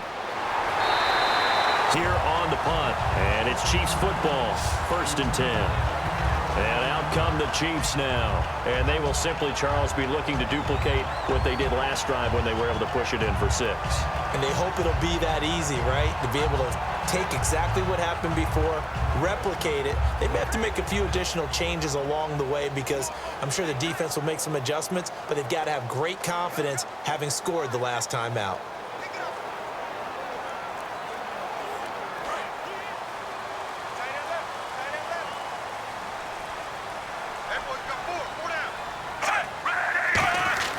On 1st down, it's Smith. To the right side, it's Kelsey. And a pretty little juke move there on a nice gain. Give him 9 there on the 1st down completion.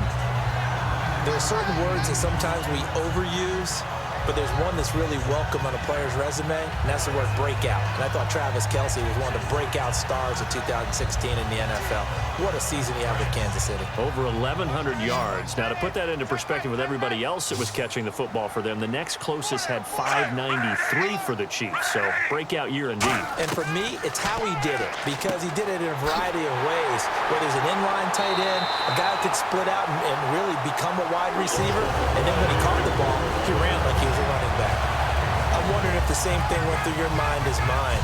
When I see a big man like that make a catch, all I keep thinking to myself is, big man with football. Look out, everyone. He may not juke you a whole lot, right? He may not run past you because of his size. You're talking about a guy weighing in the 270 range. But, boy, once he gets his mitts on the ball, he's going to be tough to bring down.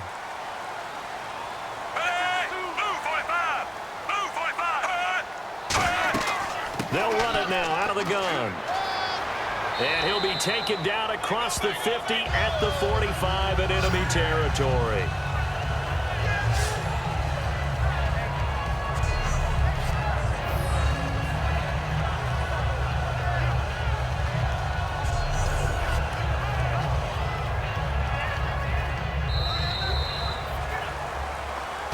at the end of one. It's the Chiefs on top early. EA Sports NFL Sunday returns following this.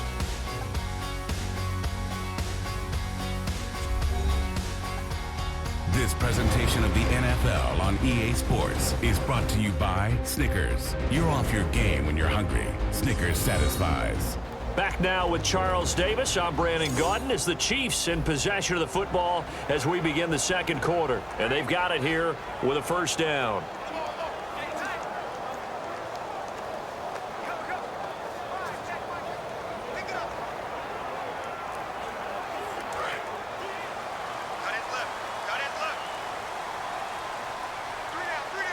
They'll come. They'll run now with Ware.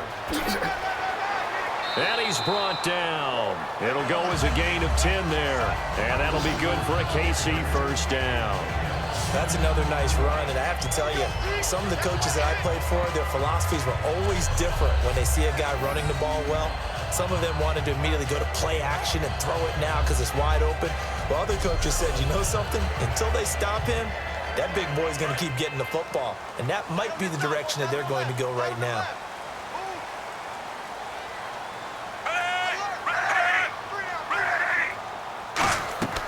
Nope. And he's swallowed up right near the line of scrimmage.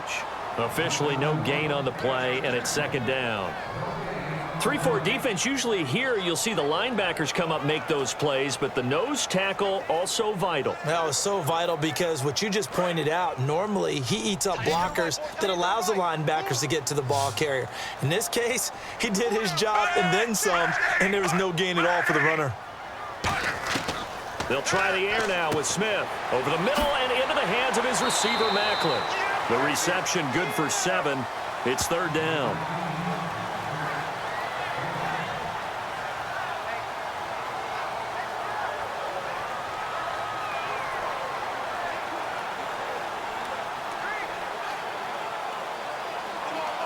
And 3 full yards here for the offense to get on third down.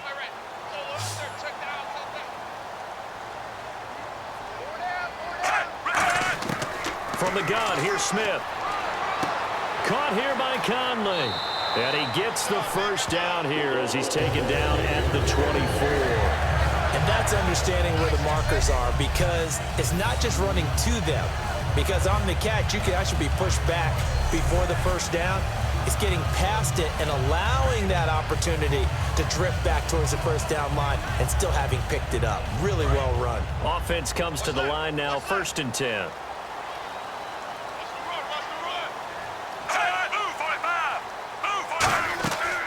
They'll run it now. This is Charkandrick West. And he'll keep it moving down to the 15-yard line. A nice run there, 9 yards, and it'll be second down. Some runs are blocked so well, you almost forget that someone has to carry the ball to gain the yardage. The leverage by the offensive line to create space up front, really well done. And the next snap coming inside the red zone here.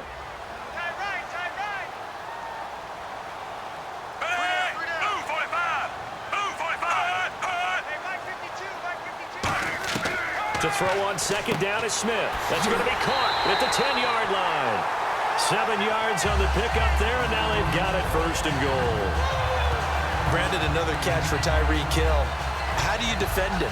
Because kickoff return, punt return, catching the ball, whether it's a receiver out of the backfield, and, of course, you can run it with him, too. Well, let me give you some numbers from last year. To your point, 12 total touchdowns, 6 of them receiving, 3 rushing, and 3 in the return game. If you're an offensive coordinator and you can't diagram plays for this guy, turn in your clipboard. They'll run it now out of the gun. And a little bit of space there takes it inside the 5 to the 3. 5 yards, a good run there, and now 2nd and goal. And Brad, they went to a nickel defense, and that's a surprise this close to the goal line because ordinarily you use the back end of the end zone, the sidelines as extra defenders, and you want bigger people on the field to try and help against the run. And from the 3 now, it's 2nd and goal. On the ground, this is Ware. And he's going to take it into the end zone for a Chiefs touchdown. Spencer Ware taking it in from 2 yards out. And the Chiefs are able to grow their lead. And Charles, he's able to dive in there in a short yardage situation. Just find a place to get to the end zone. Didn't matter where it was, but once he did, used his nose for the end zone and dove in.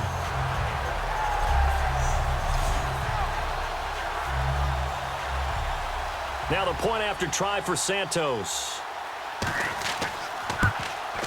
And it's good to make it 14-0.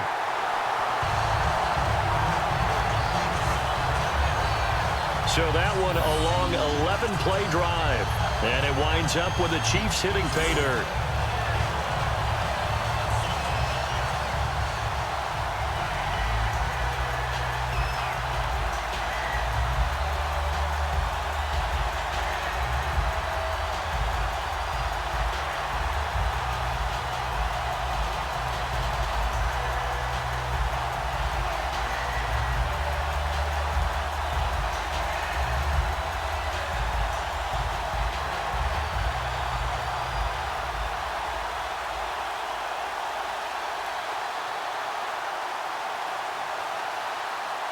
Now after the touch to kick this one away. This is fielded a couple yards deep. And he'll take it back to about the 19-yard line. Personal foul. Face mask. Defense. And the dreaded face mask penalty, that's going to cost him 15 yards. And it's such a dangerous play. Body going one way, and then your head gets yanked back the other. 15 yards is the right call.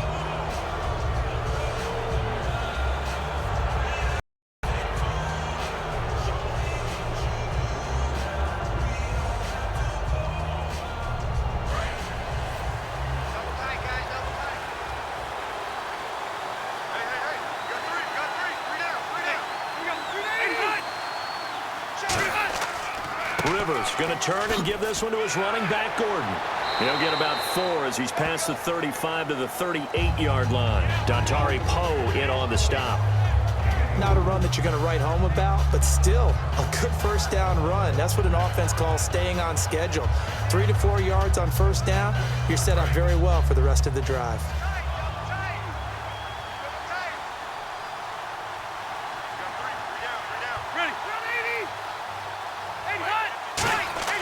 Play fake to Gordon. Now Rivers.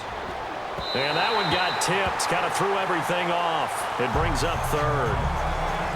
You got to give some credit. They're able to hop up in the air and bat that one away. And that's frustrating for an offensive lineman because the only recourse is when he goes in the air to try and give him some type of a pop or a shove, hoping to bring his arms down. So incomplete on second down. Now they'll look to convert here on third. Working out of the gun, Rivers. And this is going to be incomplete. Tyrell Williams was the intended target. And fourth down coming up. Well, they've had a pretty frustrating first half here offensively, and that just continued there with that incompletion. Yeah, definitely frustrating for them, but heartening for the other guys. Those stop troops, they're enjoying things right now because they've made it very difficult for them throughout the half.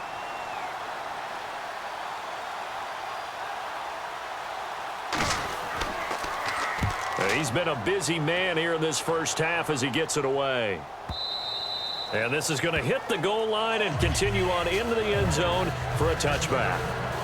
The Chargers defense gearing up to take the field. And despite being down on the scoreboard, this unit, they've had some big-time hits. Sort of like us at practice the other day. I saw you take a running start at that blocking sled. You took it down. Bounced off like a rubber band. No, not at all, but you're exactly right. They are doing their job, but they want to add takeaways to it. You need to have more of those to go along with the big hits we're seeing. By the way, when I tried that and I bounced back, I noticed that you laughed with everyone else. You didn't try to get in my corner. No. Someone had just told me a joke on the other side. Right, I missed that. Right. Totally missed it. Watch tight. Tight ends right. Watch tight. Tight ends right. Over. Check three. On the run, it's Ware. And he'll get this up over the 25 to the 26. It's a 6-yard gain on the ground, and that'll make it 2nd and 4. good, strong run against the 3-4 set. And that 3-4, you've got to have your guys up front eat up a lot of blocks. The guy playing over the center, the nose, he usually has to take on double teams. But when you're able to successfully move him, you're often able to get some yardage, and that's when linebackers have to clean up and make tackles. Here's the option going right, and he is going to lose yardage here. It's a loss of 2, now 3rd down.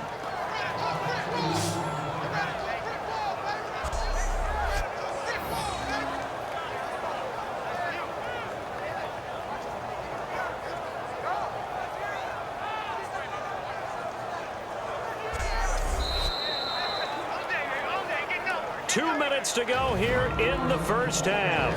We're back to Arrowhead after this.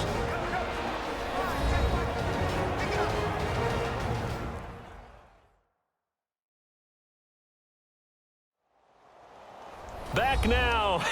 As I search for my cue card here, there we go. Coming up at halftime, Larry Ridley will join us from Orlando. He'll have highlights and analysis from our first half of play. Well read. Yeah, thank you.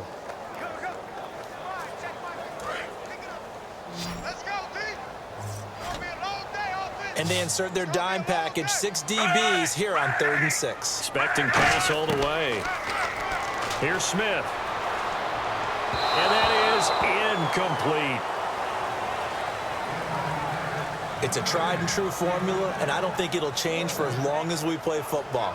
If someone's trying to throw the ball and you can put pressure on them and make it tough, that's only going to help your defense. Yeah, he sensed being hurried. He got rid of it before taking the hit, but incomplete.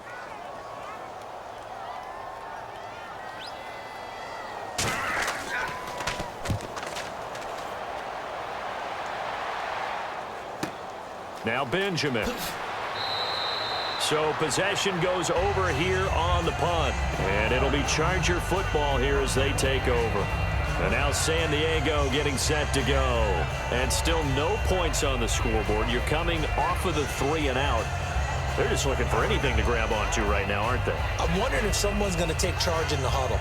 You know, we always look to the quarterback, but sometimes it's another player on the team, a star, a veteran, someone with some excitement and energy. It's like, all right, guys, let's shake things up and let's go, because they still have an opportunity to make things happen. Shake it off.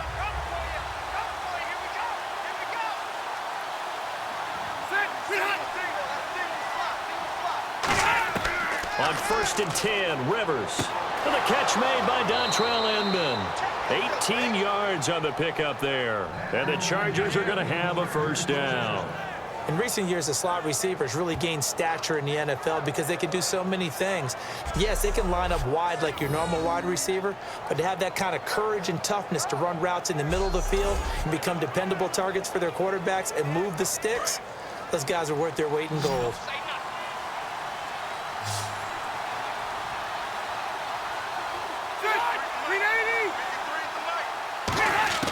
Rivers now, the throw on 1st down. Caught on the left side by Benjamin. And he's able to get this one down to the 40-yard line.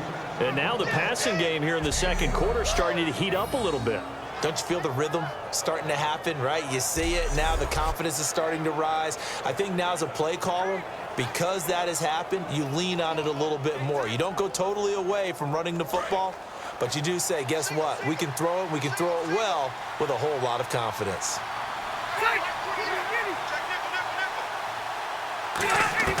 Rivers on 1st down. He's got time. Right side catch. This is Gates. The completion good for 3, and it's 2nd down. Now hold everything here. We're going to get a timeout by the offense. It's just their first, so they'll have 2 remaining here before we get to halftime.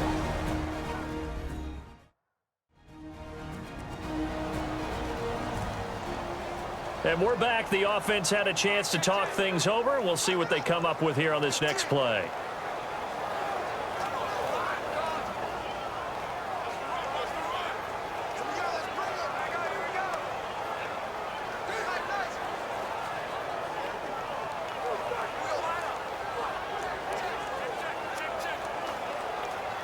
So they complete the pass, and now they face a 2nd down.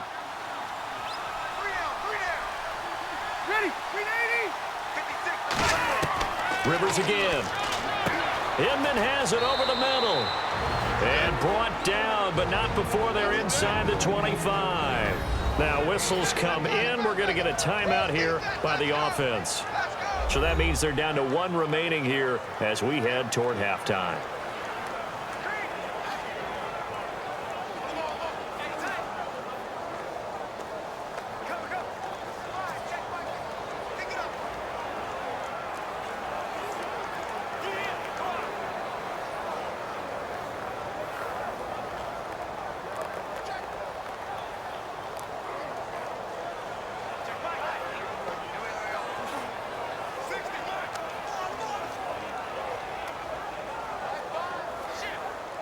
First down and 10 now for the offensive group.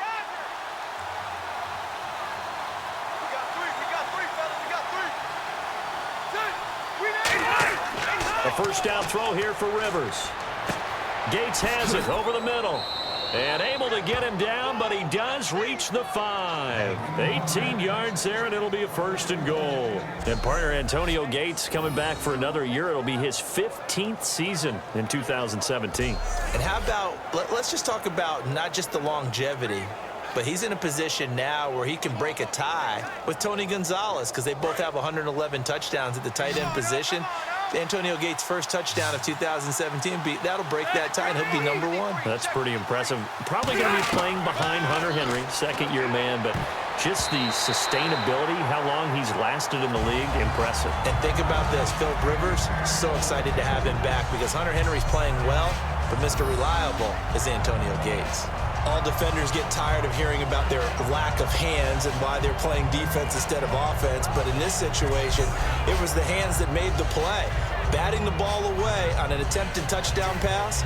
Excellent job. Way to knock it down.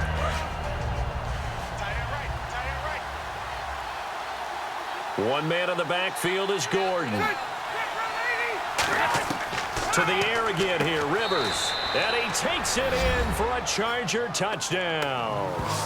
Travis Benjamin as the first half is winding down. And the Chargers are able to make this a close game again. Yeah, you heard it, right? Exhale. You heard the exhale, and I'm taking that from their bench because finally, right before the half, they find a way to get the ball in the end zone and get some points on the board. Maybe they can use that to kickstart them for the second half. Yeah, just to get something before going into the lockers. And now in the second half, if they can just tighten. That's what they want to do. Tighten down everything they're doing and then maybe explode at the right time. And that one makes it 14-7. So that winds up a 7-play drive all told. And it ends with the Chargers getting into the end zone.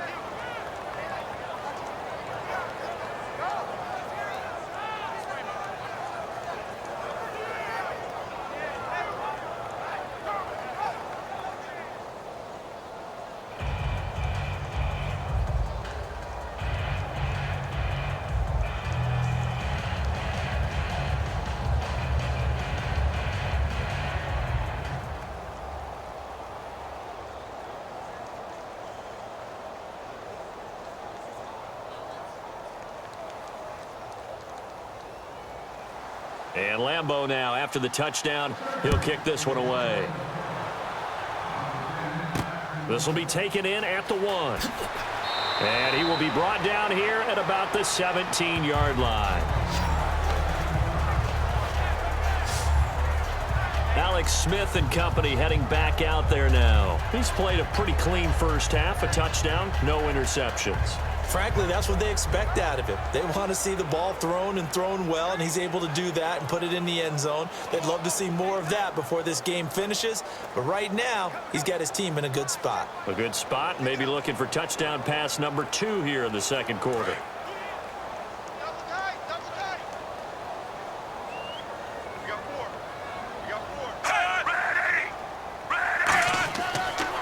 They run it here. Where? And running room scarce here. He's going to be stopped in his tracks at the line of scrimmage. And brought down there by a pair of Chargers on the stop.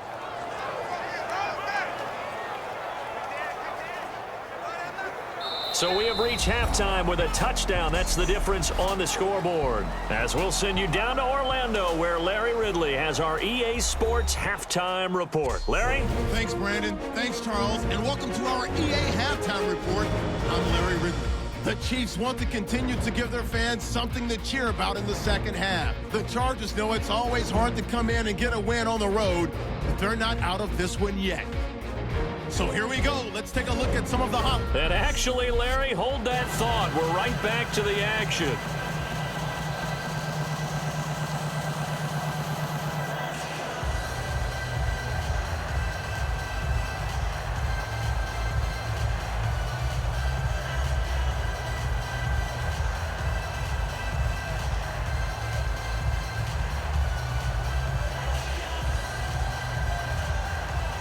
So both teams have their marching orders, and we'll get going again here in quarter number 3.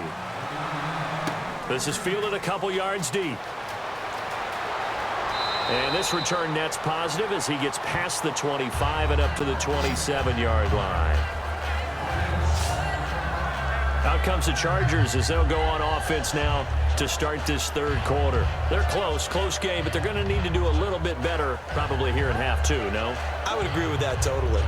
I would guess it in the locker room. They talked about cleaning up some of the errors, but overall, I think they wanted to be positive with them. Guys, we're right there. Just not playing as well as we need to. Let's pick it up, and we still have a chance to win this game. Yeah, they do. We'll see if they can pick it up.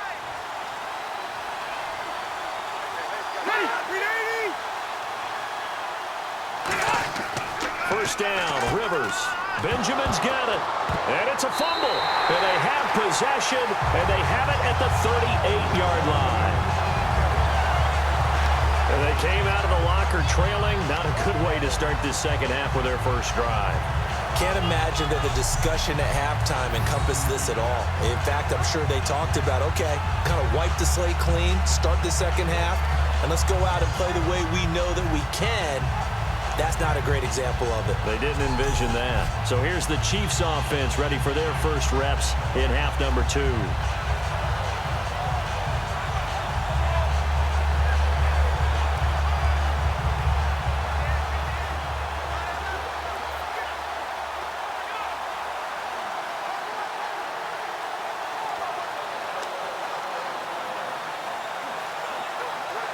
And they'll start this drive with very good field position.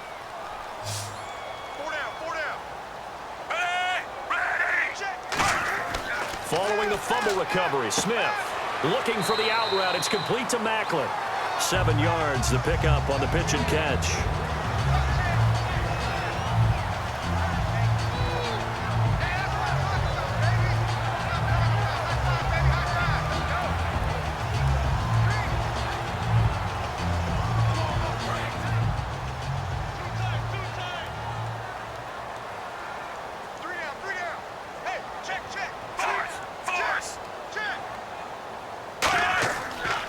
And they'll try the ground game here with the running back. And he'll go down at the 28. Give him 3 yards and a fresh set of downs. So many teams want to throw the ball in this situation nowadays, but I love watching a team that has enough confidence to go ahead and run the football. In that situation, that's almost a tendency breaker.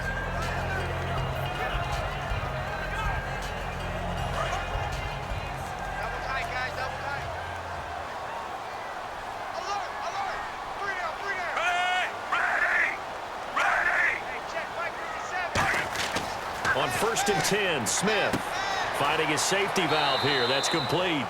And he's able to get it to the edge of the red zone at the 20-yard line. Everyone's got to be able to catch the football. Doesn't matter what position you play, but if you're on offense, be aware a ball may come your way.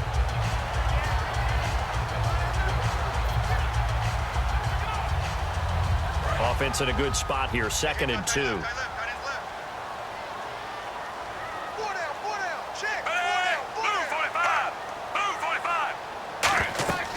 They'll run it now out of the gun. And he's brought down just outside of the 10 at the 11. 9 yards on the pickup there, and it keeps the drive alive. But we always talk about good down and distance, allowing offenses to expand their playbook. Well, 2nd and 2, that means your playbook's wide open. You can run just about anything. But a lot of times, the play caller, he just looks down at his sheet, sees the short yardage runs, and goes to one of those. Now the offense lining up 1st and 10.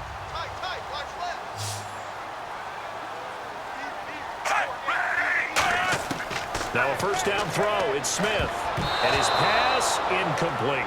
His favorite target, Travis Kelce, the intended receiver. And it's 2nd down. Well, sometimes you just have to take things into your own hands, don't you? I mean, the offense is really struggling in this game. They're the ones keeping things going. They have to continue to play at that level.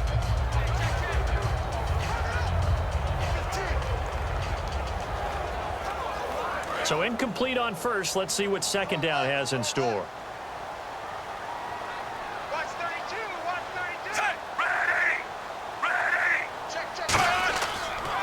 And they'll go with a ground attack here. And he will take it on in for a Chiefs touchdown. Spencer Ware, his 2nd touchdown of the afternoon. And the Chiefs add on to their lead.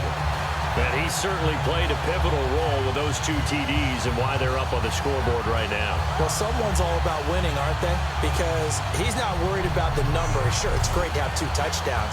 The bottom line is what he's doing is contributing to their lead. He wants to continue to do so. Santos now to add the PAT.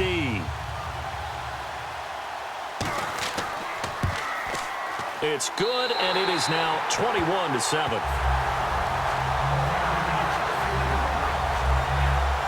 A drive that time of 6 plays, and it's capped off with a Kansas City.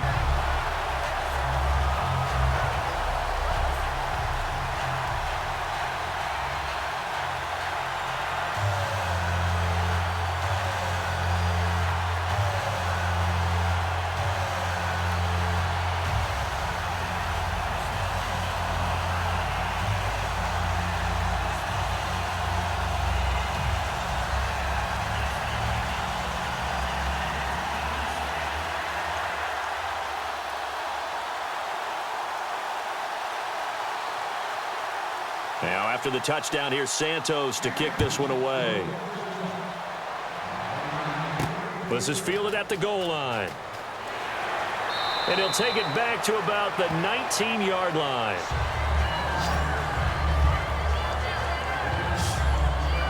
So out come the Chargers. They trail offense, first time to touch the ball in quarter 3, and we'll see what they can do. And I can't wait to see what they have planned. Because some teams script to start a half. Other teams just go, okay, these are the sequence of plays we want to run. These things worked well for us. And sometimes they throw in that big chunk play right away. Shocker. Try and get after them early and try and create a big play to give themselves some momentum. See what they have up their sleeve.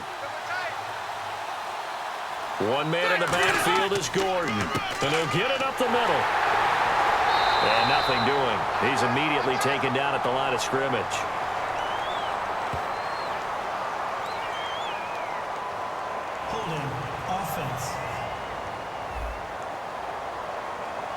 So holding by the offense, and maybe now got to shift up what you want to do on the playbook. Yeah, definitely. Change what you're doing in the playbook, but boy, the advantage shifts to the guys on defense, doesn't it?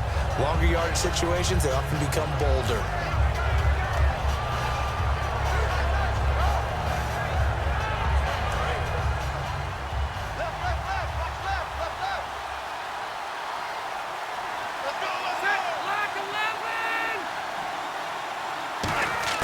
From the gun, Rivers.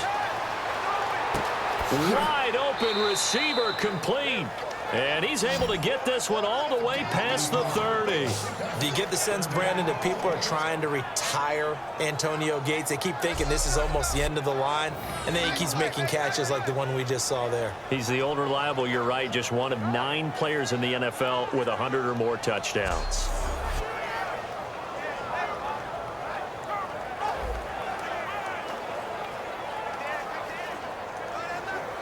So here we go, 1st and 10 now.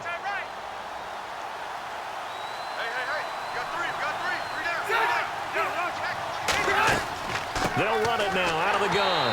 And he is swallowed up right at the line of scrimmage. That's going to go as a loss of a yard, and it'll be 2nd down. With the struggles we're seeing up front for the offense today, they've got to think about changing up their play calling. Some screens, some draws, some quick-hitting plays in order to try and supplement the run game. You don't totally abandon it, but you try and give it a little bit of help.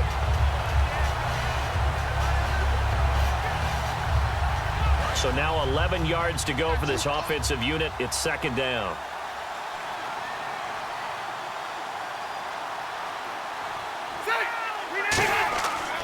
This is Gordon as they go to him again. And he'll be limited to a short gain up to about the 34-yard line. 4 yards on the pickup there as they get it back to a more manageable 3rd and 7. On a 2nd and long, it's really nice to see an offense that has enough confidence to run the football in that situation. I think that goes back to their practice and game planning. They've seen things that they've seen on tape and in previous games that led them to believe that even in a long-distance situation, they can still run the football and gain enough yardage to put themselves in a good spot on 3rd down. Rivers to throw it. He's got a man. It's Williams. Give him 11 yards that time and a new set of downs. So he makes the grab and the chains move forward. Nice job by the offensive line giving them time to complete that 1st down pass.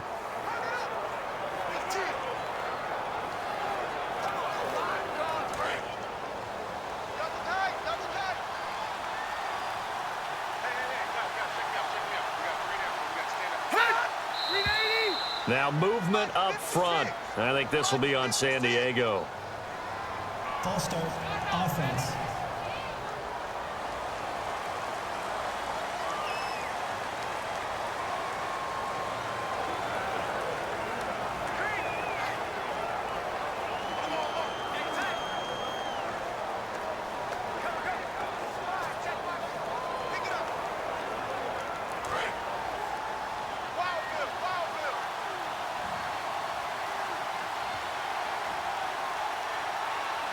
One man in the backfield is Gordon. And he'll get it up the middle. And this play will be blown up. He'll lose yardage back at the 38. That's going to go as a loss of 2, and it'll be 2nd down. When you put together a formula for winning defense, it's exactly what we're seeing in this game. Controlling the line of scrimmage, attacking, and changing everything so that now they're playing in the offense's backfield. They're playing an excellent game.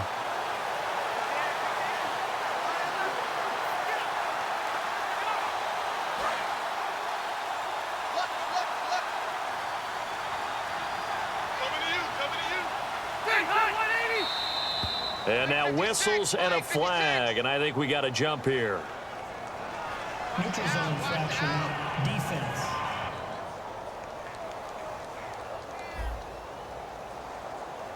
So the hard count gets them there, neutral zone infraction. Yeah, the defense thought they had the timing down, but the quarterback hit them with a hard count, got them to jump.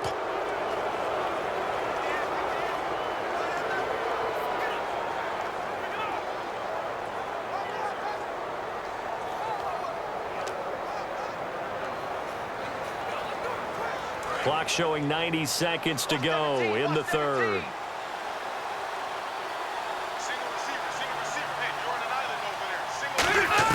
Rivers caught by Gates, left side. To the completion, but now they face 3rd down. And he's the epitome of what we call the move tight end. A guy that you can line up anywhere. In the slot, out wide, in tight. Doesn't really matter because he has such great skills. You want to utilize him in all aspects of your passing offense. And there he was in the slot for the catch. And an extra DB here for the Chiefs on 3rd down. Pass situation. From the shotgun, it's Rivers. Surveying the field. And incomplete here on 3rd down. Antonio Gates, the veteran tight end, was the intended receiver, and that brings up 4th down. Oh, man, for him to be that wide open and drop it, sometimes you have just too much time on your hands, right? You end up thinking way too much, and your hands get shaky. And, yes, he's a tight end, but that's a catch he should have made. Here's Drew Kaiser now. He's been one of their few bright spots so far.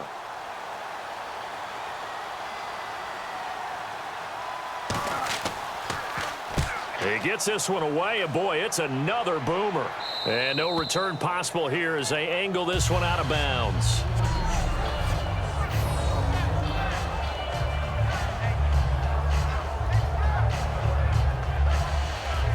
The Chiefs offense now midfield. That last drive, it was a good mix. Run, pass, defense on their toes. And what really helps out in a big way is when you're doing the run-pass mix and everything's working, that means that they're guessing wrong every time on defense. They think you're going to pass when you run and vice versa. I would continue that, and when they finally draw a beat on you, maybe you mix it up a little bit, a little play action, and throw the ball. And will they maintain that balance? Time to find out. Smith on first down. He couldn't quite hold it. Got hit. Ball pops out, incomplete. That was a classic example of trying to run with the ball without securing the catch. He was thinking about those rack yards instead of making the catch first and then taking off. Offense still needing 10 yards. Second down.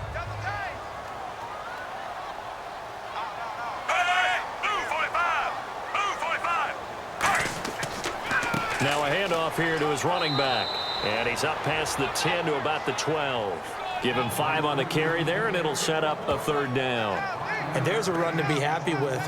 Good, solid yardage. He'll take that anytime you hand the ball to a back. So following the run, we'll see what they do here on third down.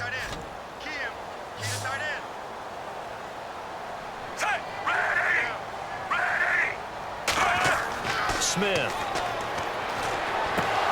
And incomplete. The contact made the ball roam free. And I'm not sure we could spot any tendency here on this third down. They could have run it or passed it. Either one was available. They chose to try and get it through the air, but they were unsuccessful. Here's Dustin Colquitt now as he's on to punt for Kansas City.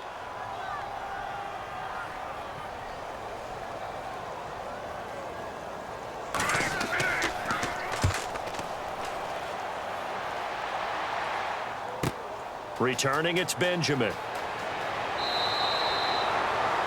3 quarters in the books. We'll return with more after this break. You're watching the NFL on EA Sports. We're back now in KC. It's Charger football, but they trail here as we get going in quarter number 4.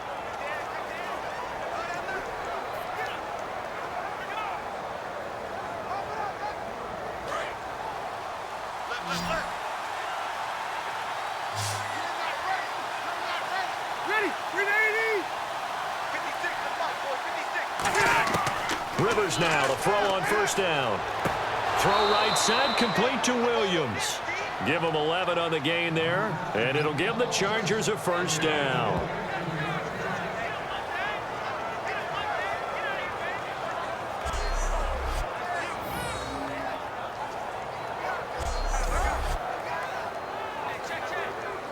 So the offense has it 1st and 10.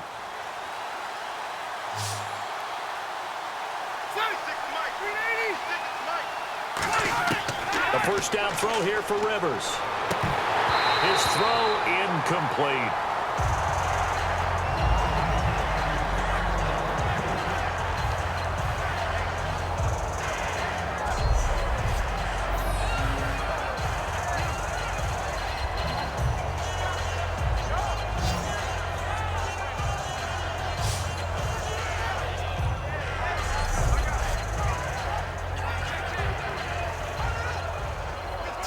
Ten yards still left on second down.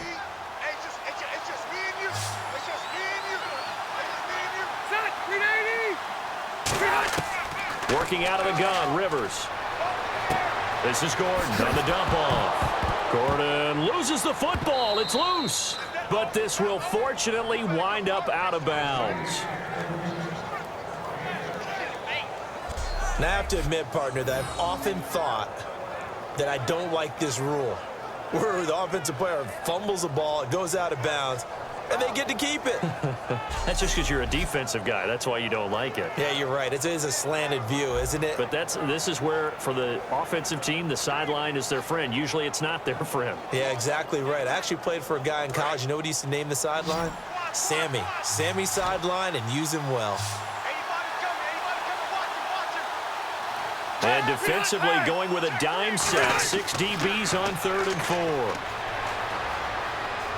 4. Deep drop. Looking for Inman. Deep. Oh, it's a touchdown if he holds on. Instead, it's 4th down.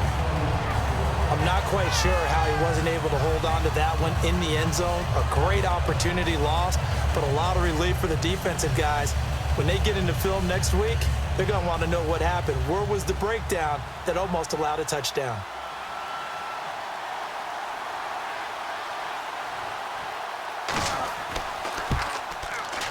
And his kick is good. Not by much. It was leaking oil in the end, but he tucks it in the bottom right corner. And high fives for that one as that drive ends in 3. So a good kick there, and they wrap up the drive by putting 3 on the board. And you know, let's face it, you're not always going to come away with 6. Defense in the NFL are just too good. But you've got to come away with something. And there, they get 3.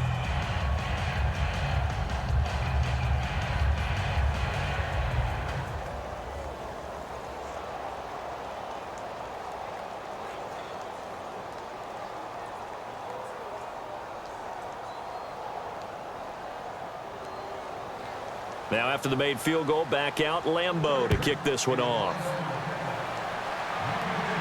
This is fielded at the goal line. And not a bad return here. He gets it out to the 25-yard line. Out now the Chiefs offensive unit ready to do battle again. And on the last go-around, they really couldn't get anything going. They had to punt from deep inside their own territory, which means you're going to lose the field position battle as a general rule. What they're looking for now is a little more consistency, move the ball at least a few times on offense, get a couple of first downs, and hopefully flip the field. Yeah, just something to build off of. That's what they're looking for here.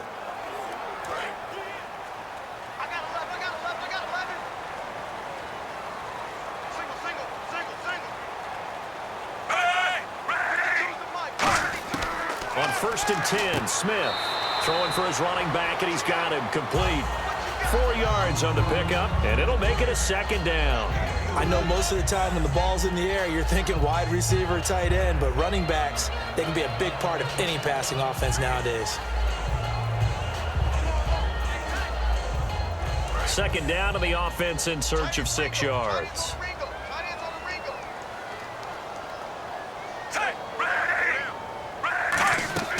They'll run it now out of the gun.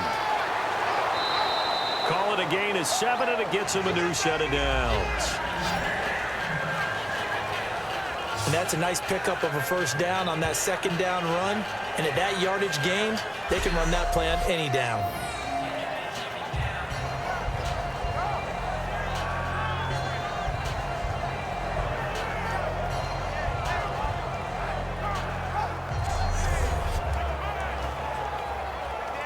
So the run moves the chains, and here we go on 1st down.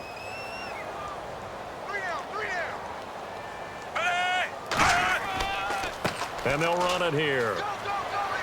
Looking for an opening, not much there. He'll get it to the 39. 2 yards on the pickup there. It'll be 2nd and 8. Well, so many times we look at a short run and we praise the offense for trying to set the tempo and establish things, but the defensive guys, hey, they just won the battle there. It wasn't a big run given up. They don't always have to absorb the body blows. Sometimes they dish them out themselves. They come out 5 wide, 3 of them to the right side. To throw on 2nd down is Smith. And the hit jarred it loose. It's incomplete.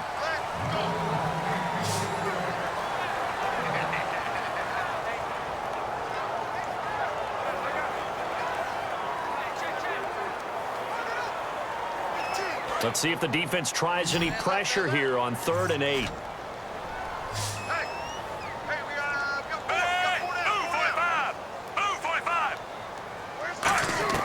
Throwing on 3rd down, Smith. And he couldn't hang on to it through the contact. Incomplete. Everything about that play tells you about today's NFL offenses and what they're asking out of running backs. You can't just be a guy who can run the football. You have to be able to catch it as well, and he didn't get that done on that play. Here's Dustin Colquitt now, as he'll punt it away for the 4th time today.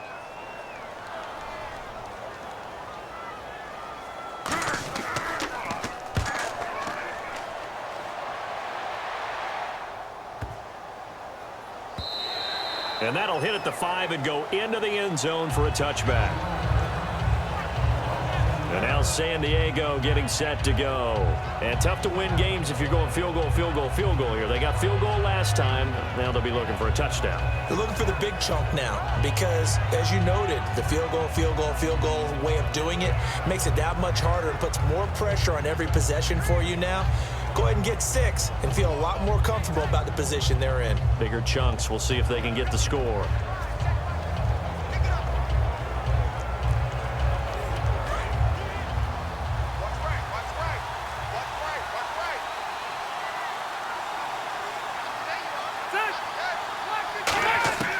Rivers on first down.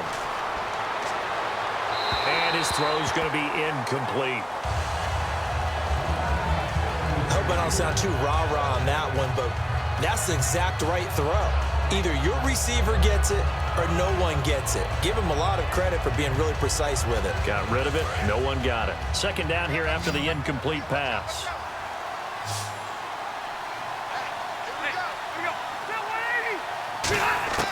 From the shotgun, it's Rivers. Toward the sideline, and look at that catch. Dragging the toes, and that's going to be a first down. Well done. Let's make this one simple. What a catch, especially the finishing part of getting his feet in bounds, toe tapping, and, of course, foot dragging. Little tapestry, if you will. Oh, I like it.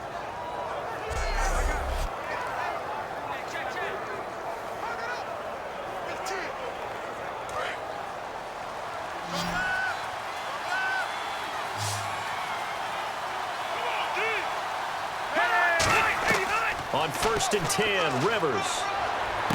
Caught. It's Dontrell Inman. Give him 9 there on the first down completion. He had time, was able to survey the field and find a soft spot in that zone coverage. And that's where it gets difficult for a defender, Brandon. You go to your spots on the field that you have to cover, and when the offense finds an area that you're not in, that's where they throw the football.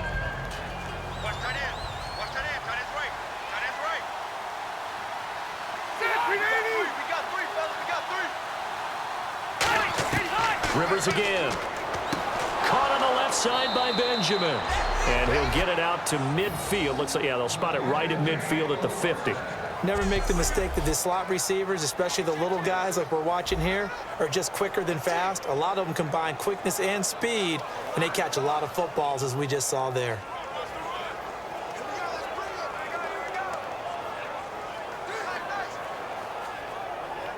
Fresh set of downs here.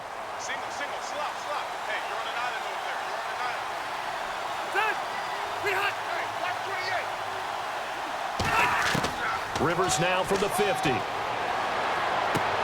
Looking left sideline, but it's incomplete. He was looking for Travis Benjamin that time. And now it's second down.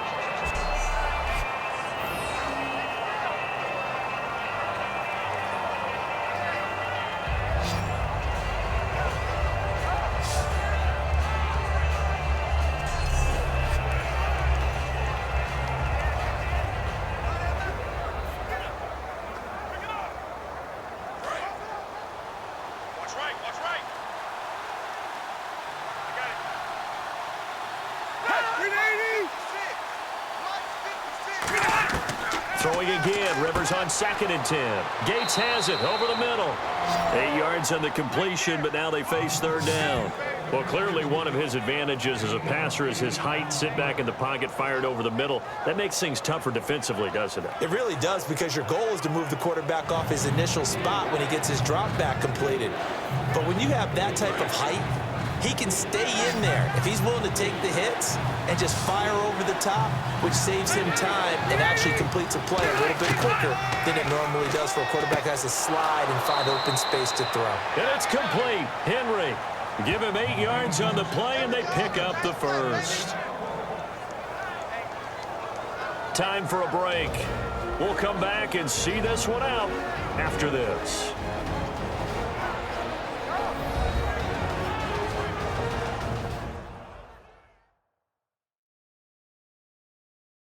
So it's Charger football as we welcome you back from the 2-minute warning. And let's see what they've come up with offensively after having time to talk it over.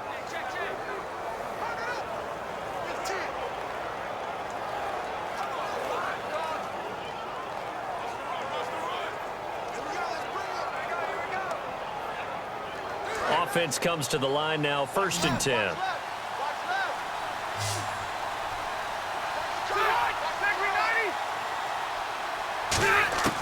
Rivers now to throw on 1st down. Over the middle, he's got Tyrell Williams. A gain of 6 there on 1st. And the offense moving quickly to the line. They'll throw again. Rivers finding time. And he'll be hit as he releases it, and that'll fall incomplete. When defenses get to the quarterback that quickly, a lot of times it's called a jailbreak. It wasn't quite that fast, but fast enough that he had no time to look downfield and set himself to throw the ball. And as he tried to do that, he was hit, and it forced an incompletion. This will be play number 9 of the drive here as they need 4 yards on 3rd down. Again, it's Rivers. He's got time in the pocket. And this is intercepted, and that should do it. Picked off by the free safety, Eric Berry. And a big turnover there as his guys will get the football back. Well, you're trailing. It's the 4th quarter, and you've got to throw the football. But the defense knows this, too. So they're just going to sit back, bring in an extra defensive back or two, the old nickel or dime strategy, Brandon, and wait for you to put that bad boy up for grabs. And this one winds up being intercepted. Alex Smith and the offense heading out for their next possession. So, Charles, there are the numbers. What's happened here? Defensive adjustments that's caused him to sort of fall off a bit? I think so. That has to happen. You've got to make some changes because in the first half, they were pretty effective. But the second part is sometimes when you're doing really well, you get off your game a little bit. You get off the gas a little. You're like, okay, we've got this thing. And that's not necessarily the case. Maybe right now, someone just needs to tell a joke in the huddle, loosen things up, and get their big guy going again. And he'll give it here to his running back. And he's going to get this one across the 30-yard line. Now the Chargers are going to look up here and signal for a timeout. It's just their first. They've got 2 more to use here in the final stages.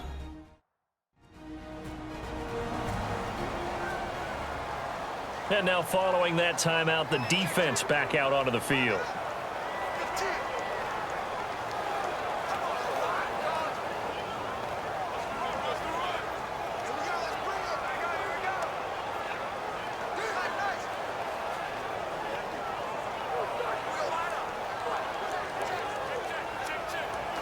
First down and 10 now for the offensive group.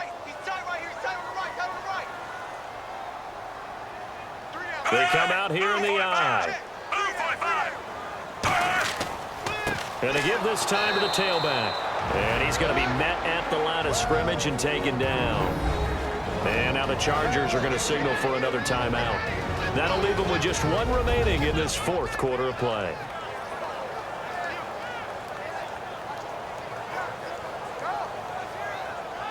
The defense, they got a little bit of a breather. Now they're back and set as we resume play.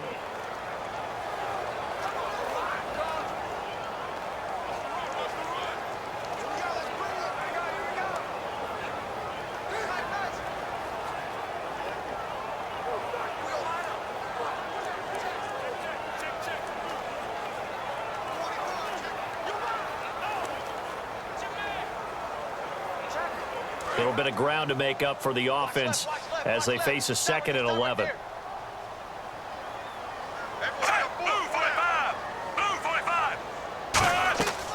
They'll run it now out of the gun. Trying to find a lane, but instead he'll get back to the line of scrimmage and no more. And they'll lose a yard that time, and that's going to lead to a 3rd down.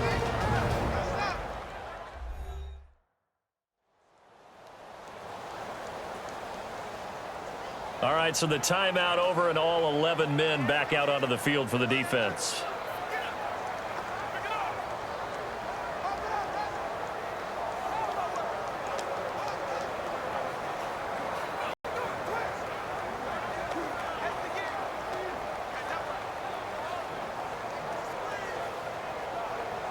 Will the defense dial up the pressure? Let's see. 3rd and 11.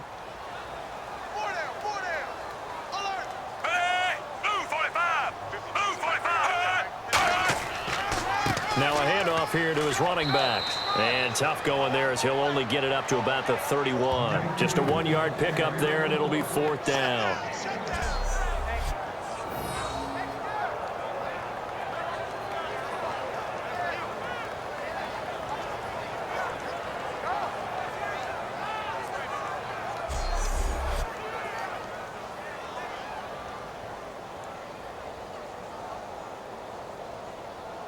Here's Dustin Colquitt now, as he's on for the 5th time here today.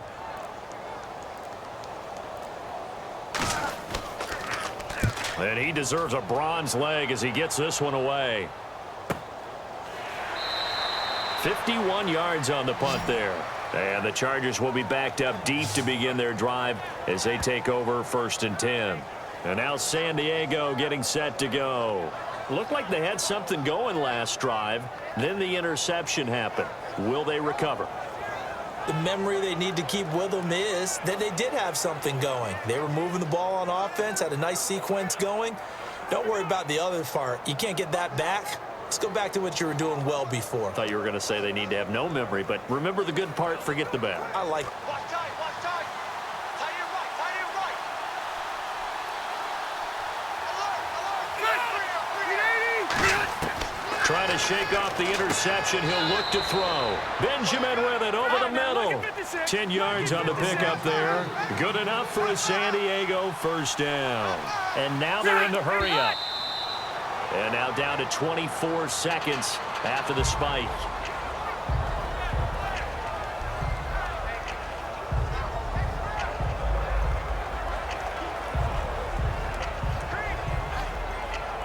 So they're still at the original line of scrimmage here. 2nd down and 10.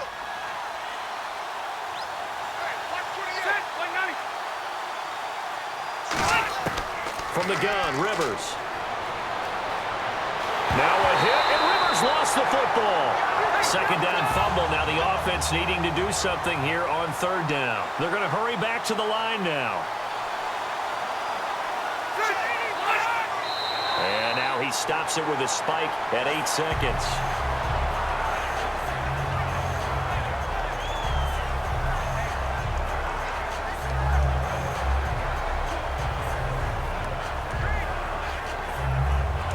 They're going to try and keep hope alive here on 4th down. They're going for it. 1 receiver left, 3 to the right.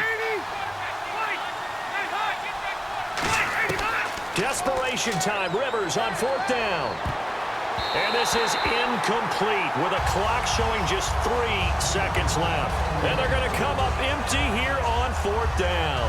So with that, we can just about close the book on this one, Charles. Yeah, what's the old expression about slim and none? Well, Slim just left town on that They're one. down to none? Yes, exactly right.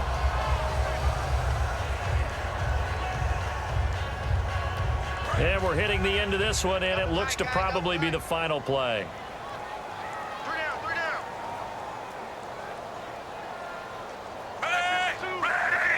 Down to a knee. Here goes Smith, and that should all but do it.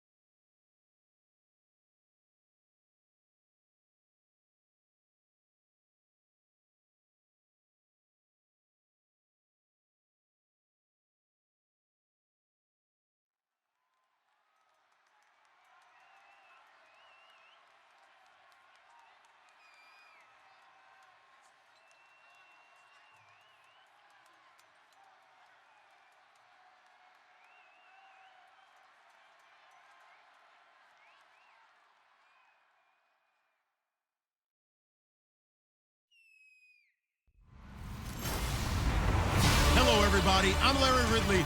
Welcome to the NFL on EA Sports. It's all about covering ground as a safety, and that's what these two will have to do in today's game. It's Ward's Broncos going up against Weddle's Ravens.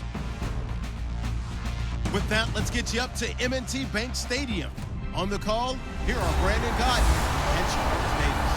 Larry, we are coming to you from the heart of Baltimore, nestled between Russell Street and I-395.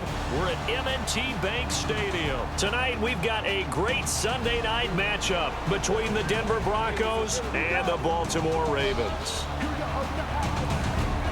And a welcome in, everybody, with Charles Davis. I'm Brandon Gaudin, and Charles, so much gets made about offensive comparisons. Here's a matchup where the defenses may just take center stage.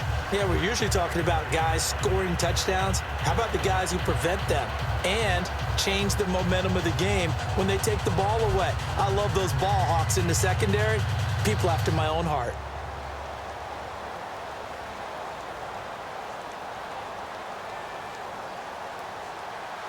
Now the kicker, Brandon McManus, about ready to get us started. And off we go from M&T Bank Stadium. This one fielded at the 5. And nice work on the return as they'll start their drive just past the 30-yard line. So here comes Baltimore's offense. The Ravens finishing the year, Charles, at 8-8. Flacco under center. Finished the year with over 4,300 passing yards. He actually topped Vinny Testaverde for the Ravens' single-season franchise record. For so many people who wondered, can Joe Flacco actually carry a team? Well, I think it's been answered. He can actually do that. But do they want him to do it? Because the way the Ravens play, their style predicated on having a really strong running game. They didn't quite get there this year. They had a couple of guys who ran okay, but they needed better performances there to take some of the pressure off of him so then he could bomb it deep to people. And right away, whistles and a flag down. And I believe we'll start the night with a 1st and 15.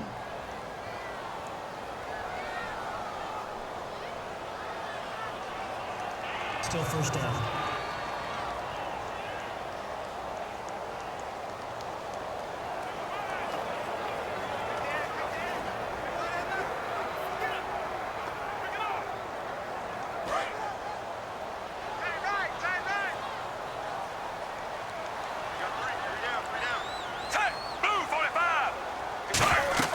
They'll run it now out of the gun. And, oh, right away, he lost the football. And his guys will take over at the 25-yard line. As you and I both know, one reason teams script plays to start a game is so they can practice them ahead of time. I will guarantee you that fumble was not in the script. You don't think they had fumble written next to play one there? No, that was never in the script because they want to have good memories when they go into a ball game, not something that could have gone wrong. Really nice starting field position here for the offensive unit.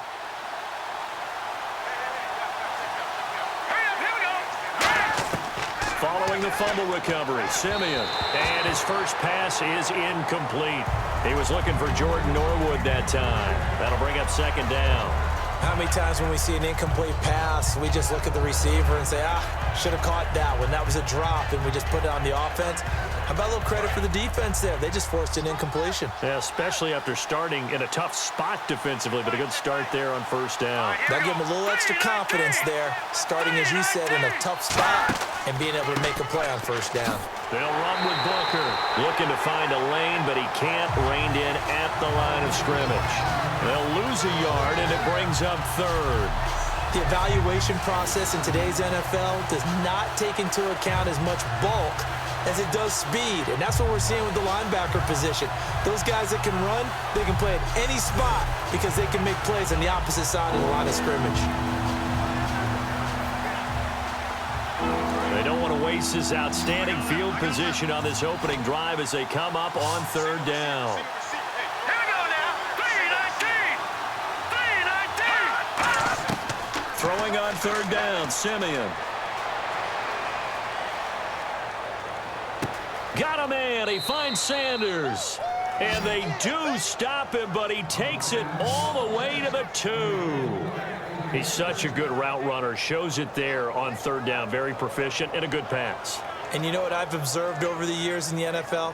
The better a route runner you are, the more confidence your guy's going to have in you to go to you in important times because he can trust you being in the right spot and they connected there and picked up a first down. They'll run it. This is Booker. And he is going to lose yardage here. A loss of a full 3 yards, and now it's second down. Brandon, that play ended so fast, it's almost as if the quarterback handed it to the runner, and the tackler was there right away for a loss of yardage.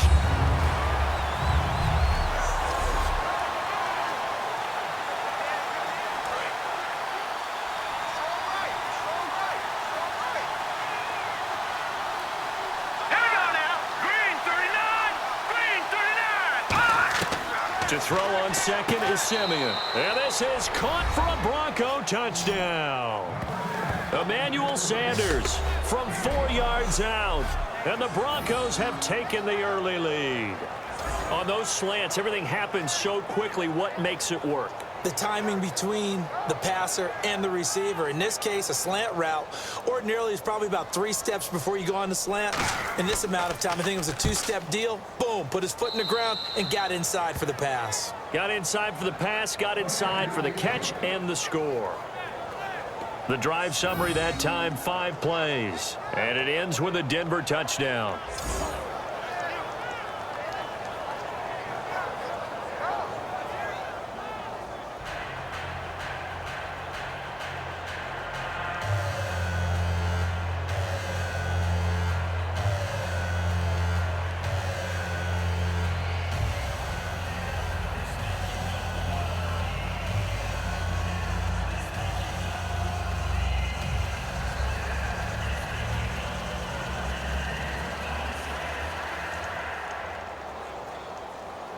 After the touchdown, here's McManus now to kick it away.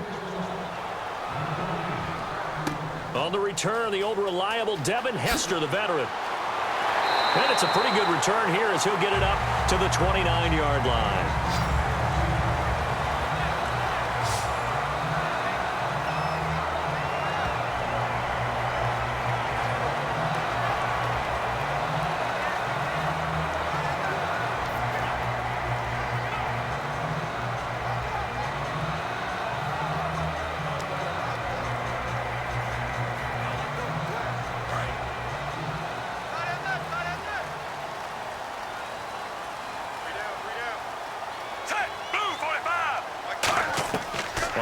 Smith catches left side. And down he goes, but he takes it up to the 40. And Steve Smith still making catches on Madden, but his career is over, finishing it with over 1,000 grabs, over 14,000 yards, and 81 touchdowns. And no one went out better, as far as I'm concerned, than Steve Smith. Did you see his letter to the commissioner? Tell me about it. Where he said that I will no longer be around to antagonize defensive backs. And he did just that. Agent 89 out. Under. This is West. And he'll lose yardage on the play back at the 37-yard line. A loss of a full 3 yards, and now it's second down. And frankly, Brandon, we're talking about things I'm not sure we ever thought we'd talk about in the NFL. And a lot of that is the speed at the linebacker position. A lot of these guys in college, they were safeties. They moved them up to outside linebacker to combat the spread offenses, and now we're seeing it in the NFL. Those same guys using their speed to make plays in the backfield, similar to that one. Second down, Flacco now. Oh, he got position on him, and he pulls it in. They call it a gain of 19, and it moves the chains. That man can leap, Charles. How do you defend a pass like that and a receiver that good? Partner, you're really doing it through prayer, because you can cover them totally downfield, but at the end, their athleticism actually allows them to uncover themselves and go over the top of you and make a play.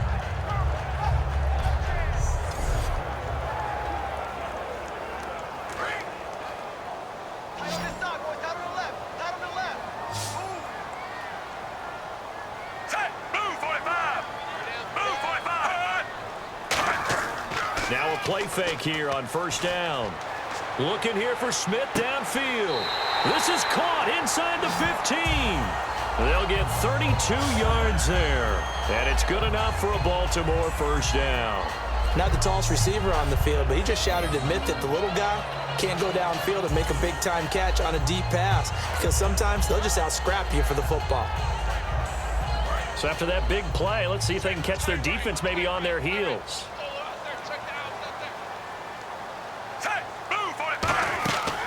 They'll run it now out of the gun. And able to push his way forward here for a good little gain.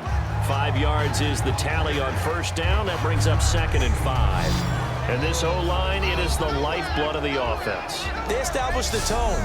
Mean, nasty, physical. They can't wait to get after people. That allows the rest of the offense to feel confident.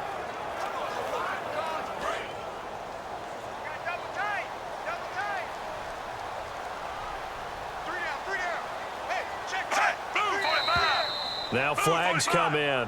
I think one of the Ravens got going a little early. False start, offense. He can't hang. He's not going to get me. Still 2nd down.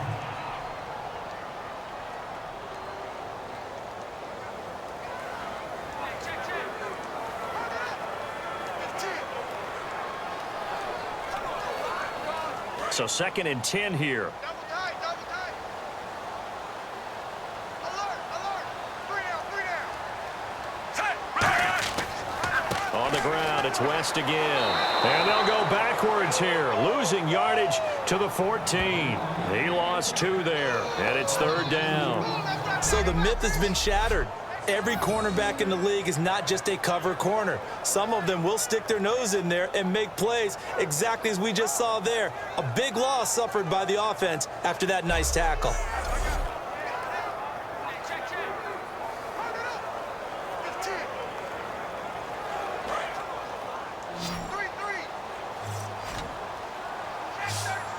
So now a 3rd and 12 with an extra defender here in the secondary, a nickel look. Here's Flacco. He's going to leave this for his running back. It's complete. And he's brought down just outside of the 10 at the 11. Give him 3 on the play, and it'll be 4th down.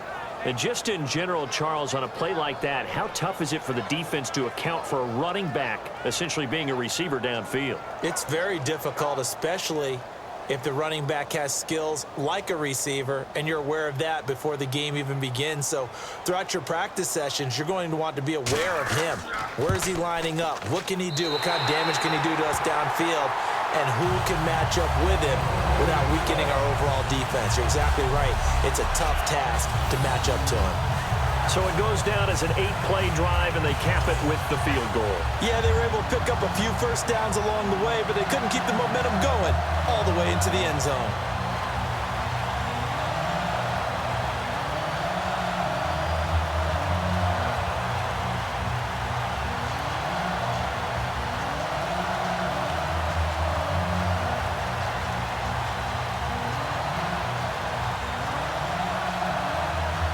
Tucker now following the made field goal, set to kick it away.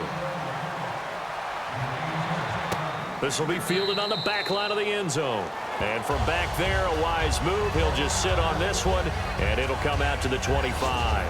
So before Denver takes over, we get a look at Trevor Siemian. He'll be commanding the offense as he did this past year for Denver. 18 touchdowns, 10 interceptions, over 3,400 yards. And now the question is, will he be the guy going forward? Time will tell. And he's going to have to continue to earn it, despite the fact that he earned the respect of his fellow players last year. They named him a captain about midseason. He battled injuries last year. He had a bad shoulder, ended up getting off-season shoulder surgery. But he's got to hold off the challenge of the #1 draft pick of 2016, Paxton Lynch. One thing I do know about Trevor Siemian, quietly confident in his own abilities. And he'll wind up with about 6, up past the 30 to the 31. Playing against a 3-4 front is really challenging for offensive linemen because they can do so many different things.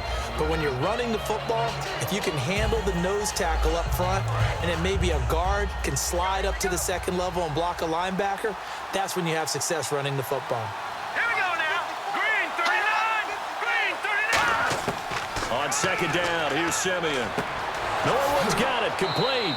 And he'll get it out near the 40 to the 39. It's a 7-yard gain there, and it's good enough to move the chains. A little football 101 there. You just see the receiver try to run down the defender, meaning he goes right at him and really trying to move him a little bit towards the center of the field so he can put his foot in the ground and break to the out, to the sideline, and make a catch. And the offense lining up 1st and 10. Double tight, guys, double tight. Hey. You got 3, got 3. 3 down, 3 down. Detroit! Here's Booker. He'll get about 3 as he's brought down right around the 42. On the stop is Sharice Wright. The offensive lineup now, and the guy we highlight, Emmanuel Sanders. You can use him in any spot as a wide receiver. In the slot, out wide. It doesn't matter. He just makes plays. Second down following the run.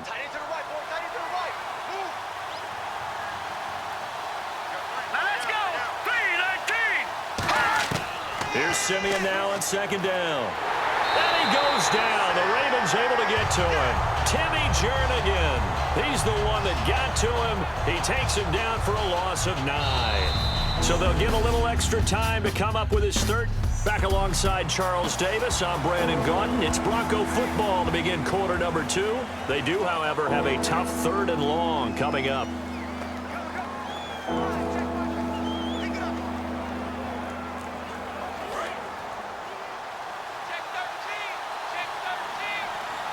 They'll put 2 receivers left, 2 to the right. Third and long. It's Simeon. Over the middle this time to Fowler. And he'll get up near the 45. They'll spot it at the 44. It'll be a gain of 12, but it will also lead to 4th down. They didn't get the first down, but I have to say I do like the call. I like what they were trying to do. Try and hit your receiver on the run and see if he can pick it up. Keep it on his feet, get a little rack yardage. Yeah, but a nice job defensively to get to him and keep him short of the first.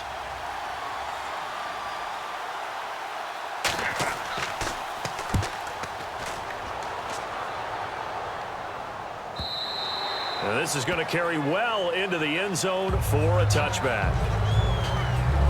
And now Baltimore gets set to take the field. And they had 3 points last time, but they didn't want 3 points because they were well within range of scoring a touchdown. We'll see if they can do better now. I'm with you on that one. Let's just go ahead and be frank about the whole thing. The only one happy about the 3-point. The kicker. Exactly. He put it through the post. That's going to help him in contract time. But that offense, they're thinking, let's get in the end zone this time. I don't know if that helped him at contract time. You could have kicked that one through. I don't know about that. Toe bash. I don't know about that. Toe bashed it. Super toe.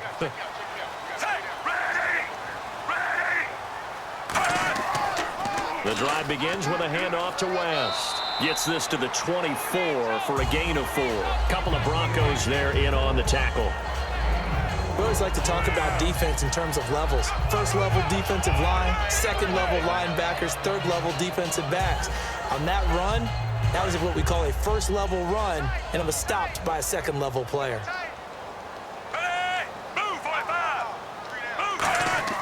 Flacco off play action. Under pressure, and Flacco's going to be dropped. Derek Wolfe coming hard that time. He's able to run him down for a loss of 12. Well, they go play fake. The problem is nobody was faked out. And when no one's faked out, what's the end result? Quarterback gets hit.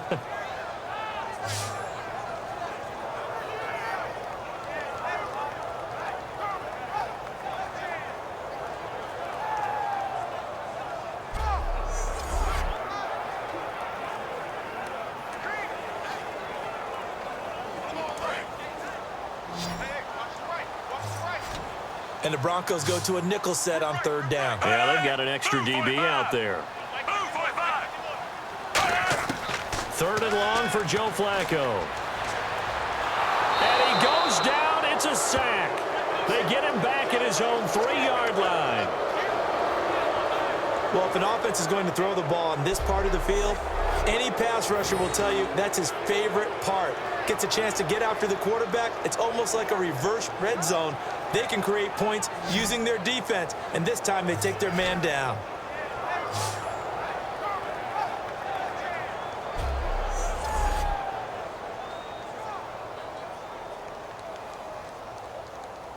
Here's Sam Cook now. And no room for error here as his first punt comes from deep in his own end zone.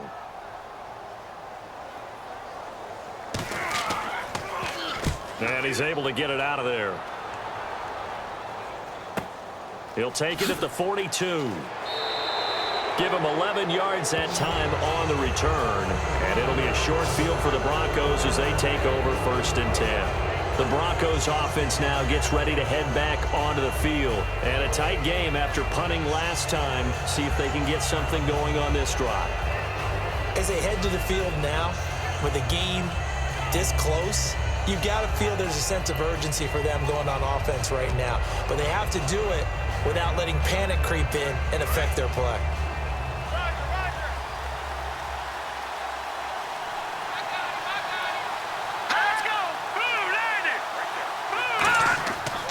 Booker on first down. Trying to run inside, but nothing there.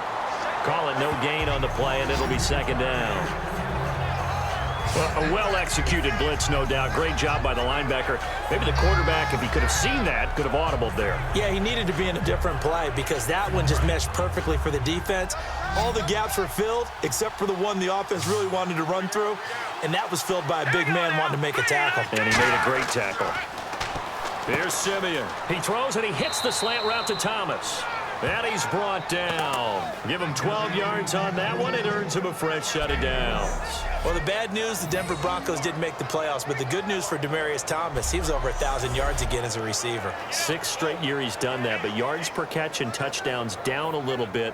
Any of that due to the change at quarterback? Think about it. For him now, in the last 2 seasons, he's had to get used to 4 different quarterbacks throwing him the football.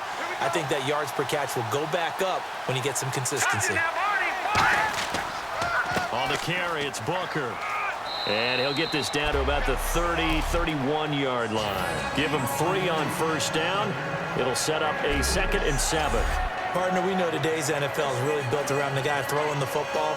But these short runs, they still pay dividends because they can take their toll on a defense and they can add up as the game goes along. They control the clock, they control the ball, and that way you often control the game. And after the play on the ground, that brings up 2nd down here. They come out 5 wide, 3 of them to the right side. To throw on 2nd is Simeon. He's got time. A hit as he throws there, incomplete. The good signal callers would never go back in the huddle and play the blame game because they need those guys to protect him. But on that last one, his offensive line, they lost their leverage very quickly, and that's why they were able to get to him and hit him as he tried to throw the football and force an incompletion. And defensively, Baltimore's in a dime look here on 3rd. Throwing on 3rd down, Simeon. They set up the screen to Booker. And he gets the taken down at the 24. 7 yards there, good enough to move the sticks. Let's give a little credit there. The offensive play caller sensed that the screen pass was available. Whenever you're getting a lot of heavy pressure towards your quarterback, that's when you're thinking about running the screen and using that pressure against the defense. And it worked very well there for a first down.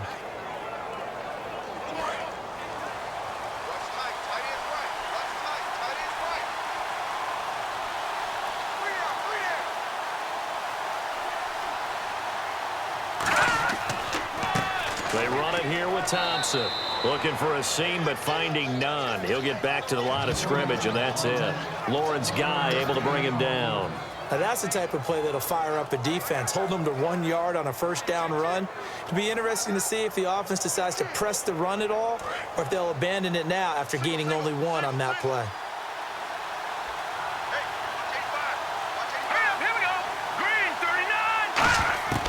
On 2nd down, here's Simeon. And this is going to be caught? No, they say it's incomplete. When tapping those toes, he tried to get both in bounds. He could not do it, though. In tap dance parlance, could not complete the shuffle. All right, needed to get that shuffle down with both feet, not just one. Is that what they say? There it is. You know, put a little sand down on the stage. I'll take your word for it, my man. Now Simeon letting one go deep for the end zone.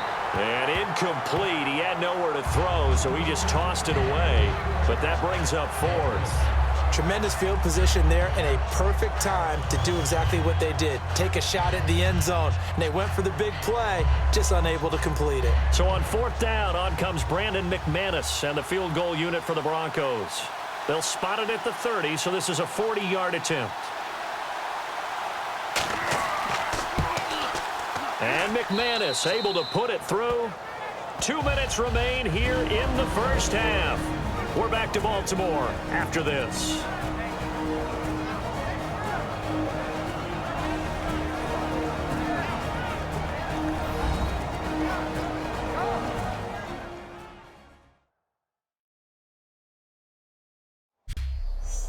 We remind you that coming up at halftime, we'll pay a visit to Larry Ridley in Orlando with our EA Sports Halftime Report.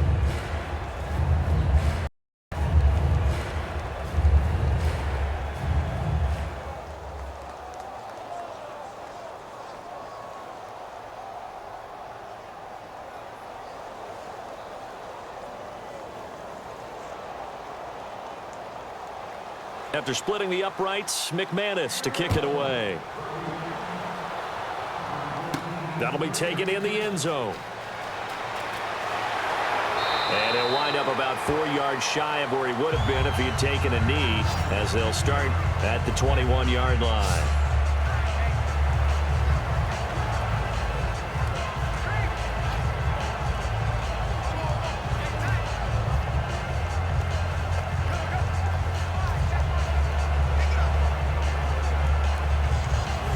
And now Baltimore gets set to take the field. And they're coming off a 3-and-out, my friend. I think they've got to look at that play sheet and go to a spot that they haven't gone before. Time to shake things up a little bit to try and get this offense moving. Okay, so how do you do that? How do you shake things up? You look at what you've called before, realize it hasn't worked Go to so something well, else. and maybe you try and find one of those special plays from one of your better players, and maybe try and hit something big and get things going in the excitement area.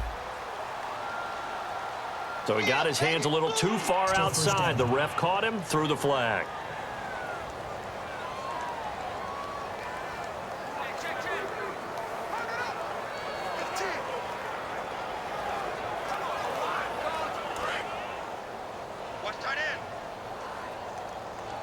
We got three, fellas. We got three.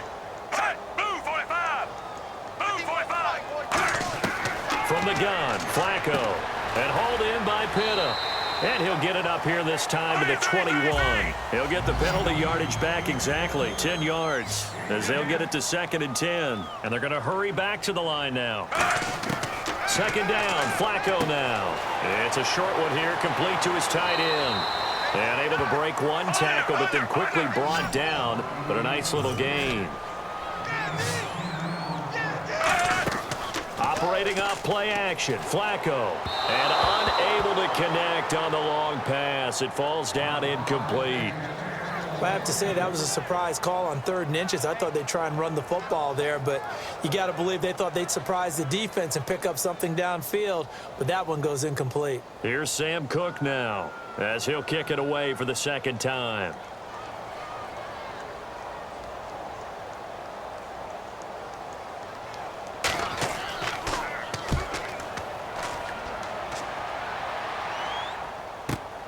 Oh, nice move.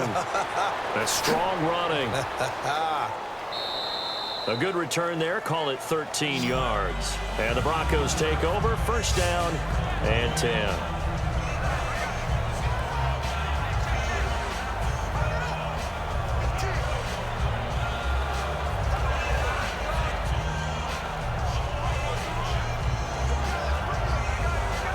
Now this Broncos offensive unit ready to head back out onto the field. And they split the uprights last time for 3. They've got the lead. They're not going to play this conservative. They're not hoping for another field goal. They're hoping for a touchdown. I'm with you on that one. I like where your head is. I like the way you're thinking because...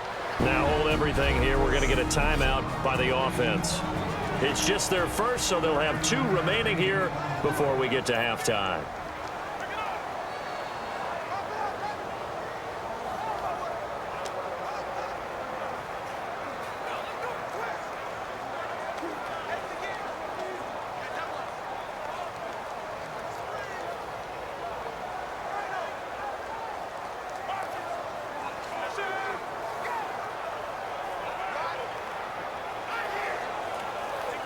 So here we go, 1st and 10 now.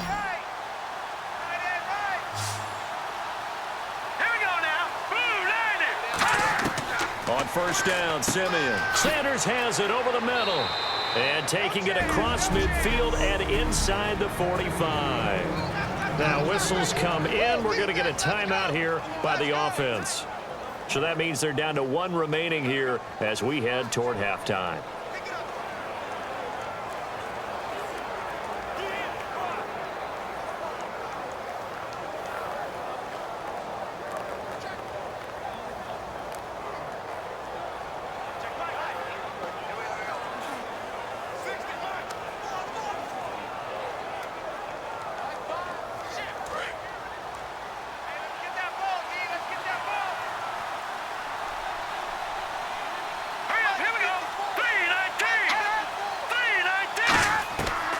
first down throw, Simeon. And this one complete to Virgil Green. Give him 18 on that one. And it's a first down for the Broncos.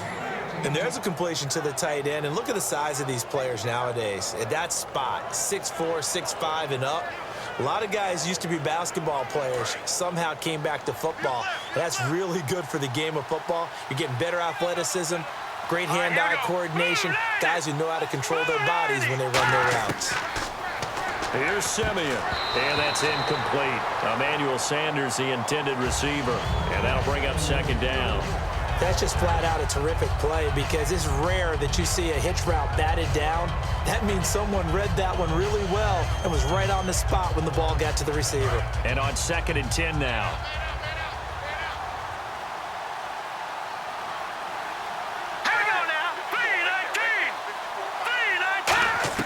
Back to the air, Simeon on 2nd down. This will be caught inside the 10. 18 yards there, and it'll be a 1st and goal. Now hold everything here. We're going to get a timeout by the offense. And with halftime on the horizon, they'll be out of timeouts from here forward.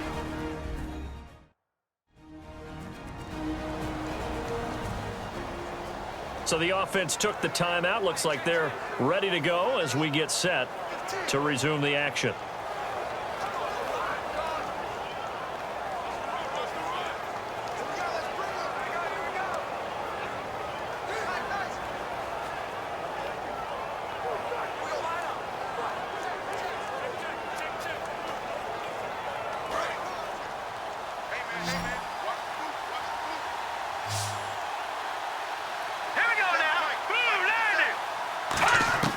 Again, Simeon surveying the field. And that'll be incomplete with 11 seconds remaining now. It looked like he might have had a window there, but the rhythm was just a little bit off. It certainly was, because everything that has to come together to get a pass completed, yeah, you're right. The sync just wasn't there. So the incomplete pass brings up 2nd down.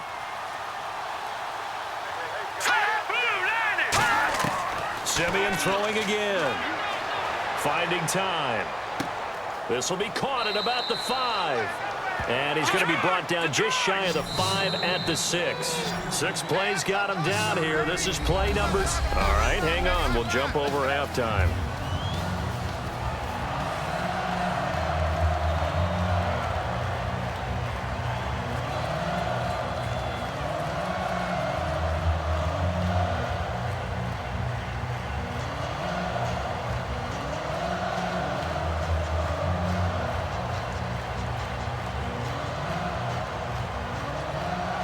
Both teams appear ready for the fight ahead, and we resume action here in quarter number 3. That'll be taken in the end zone.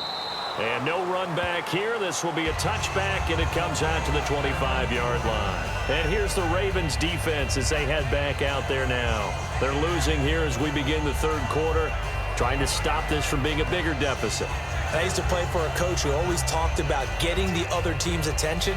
And in this case, they want to let them know that you're going to do the dictating from here on out, not the other way around. Trying to impose their will as we start the 3rd.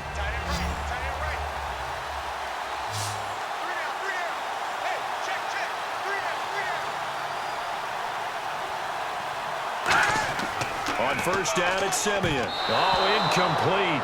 A turnover would have really helped there. Almost intercepted. Instead, it's just 2nd down.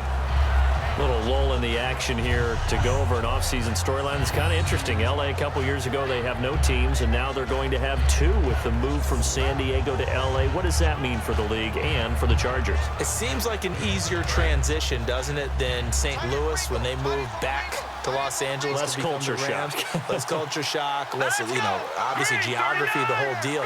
But it's a transition is not going to be easy. Remember, they're going to go play in a soccer stadium, essentially, for at least the first couple of years. It's caught inside the 25.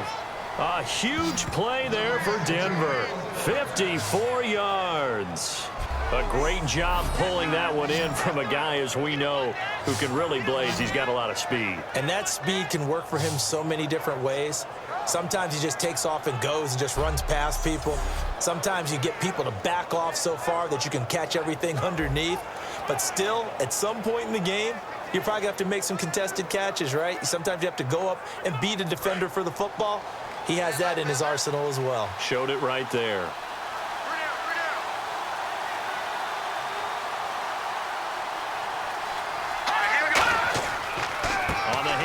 This is Booker, and he's going to fight his way forward here for a modest gain. It's a pickup of 4, and it'll bring up second down.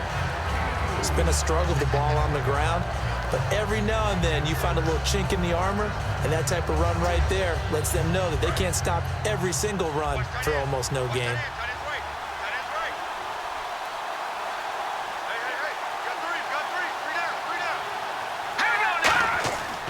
A second down carry for Booker. And he'll push his way up to about the half of what they needed. Now can they get the other 3 here on third down? Well, you know that old expression, it's not my night. It hasn't been his so far. I don't know if the legs are a little bit heavy. Sometimes having to hang out all day and play doesn't exactly play to your advantage, but it's been a tough go for him. And every time he looks up, somebody's there defensively. That was the same case on that play. Simeon on third down. And this is going to be incomplete. But pretty good coverage there, and both of these defenses, they've had good coverage throughout this one. No doubt about it, and in today's NFL, where we're used to a bit more scoring, this feels almost like a well-pitched game in baseball on both sides, where the tension continues to build. Who's going to make the big play?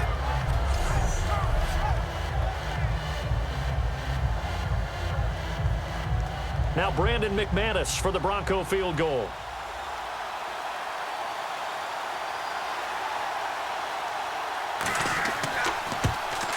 And McManus able to put it through. And they will stretch their lead to 10 now at 13-3.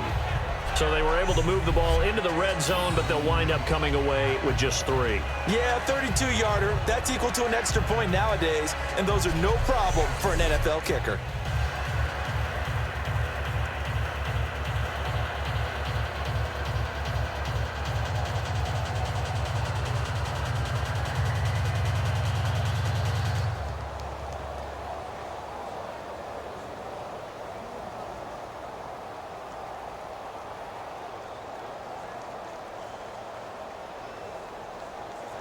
After splitting the uprights, McManus to kick it away.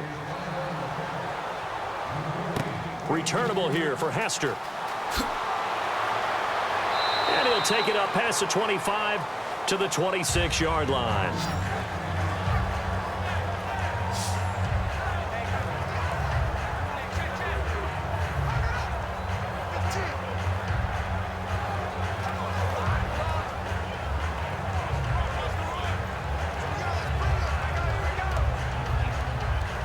We take a glance at the offense as they work their way back out for their first possession of the second half. They're down in this game. A chance for the offense, though, to put something on the board, get some momentum here in half 2. Try and get things kick-started for them. And you know at the half, they discussed how they were going to get that done. This is where scripting comes into play a lot of the time. How many plays do you script coming out of second? Most of the time in the first half, you're scripting 12 to 16. I think in the second half, you're really scripting more like 8 to 10. Kind of a starter or an opener, whatever terminology they use. Just something to get you off to a quick start. See if they stay on the ground for second down.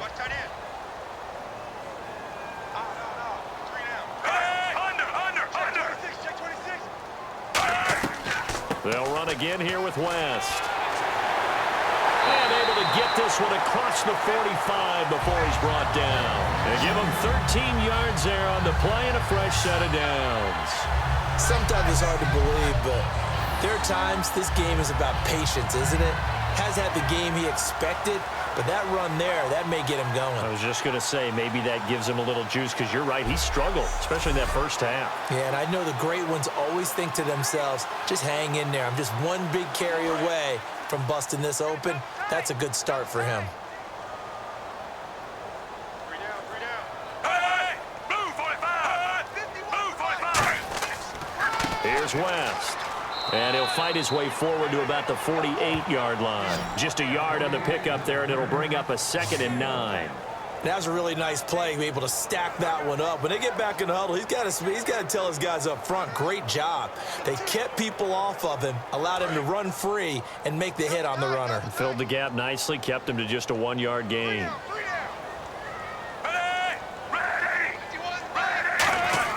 A break from the ground game here. Flacco over the middle to Smith. They'll give him 8 on the play, and that'll bring up what looks to be a 3rd and inches. Can't be more than a half a foot. Some think the teams really won't throw a slant route unless you have a receiver that has a lot of stature to him. But sometimes the little guys, they get lost in there. People can't really locate them, and they run that quick cut on the slant, and oftentimes they can turn it into big plays. We got 3, fellas. We got 3. They'll run it with West. And he will have first down yardage as he's brought down at the 41. Just a gain of a couple, but good enough to keep the drive rolling. I always appreciate runners who understand situations. That was just 3rd and inches. No reason to dance around in the backfield and try and break off a bigger play. Just go pick up the first down, and that's exactly what he did. So it'll be first down here after the run.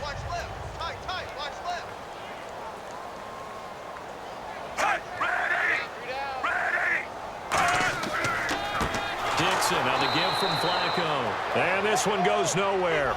Losing yardage on the play back at the 46. We just saw another example of how the defense is winning this game. Really at the point of attack, the offensive line is just getting pushed around. I think now as a play caller, you've got to give them a little bit of help. Maybe you keep your tight ends a little bit more. Maybe the running backs help you a little bit with the pass blocking. But you've got to help them get some confidence because you can't abandon the play calling right now.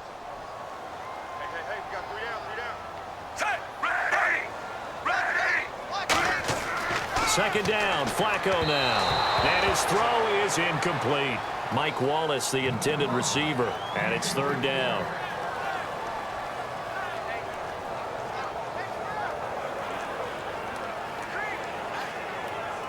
Seventh play of this drive coming up, but a long way to go on 3rd down.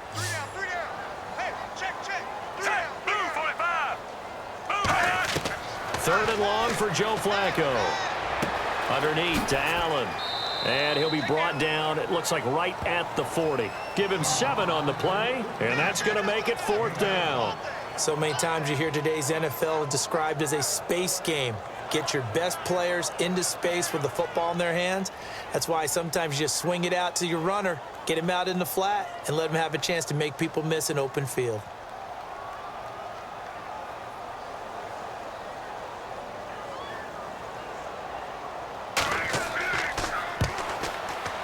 And this one is no good. He missed it. And this score will stay right where it is. Everything looked good. Good snap, good hold. Sometimes, though, the ball just doesn't want to go where you want it. And this one winds up no good.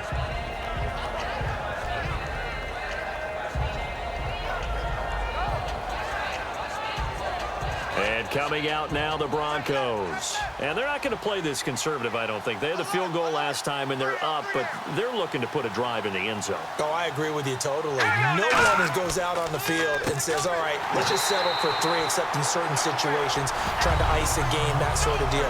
Most of the time, it's end zone, and that's what you're thinking, and I believe that's exactly what they're thinking as they begin this one. Yeah, no quarterback ever goes out there saying, hey, let's get 3, right? Not one that I've ever met.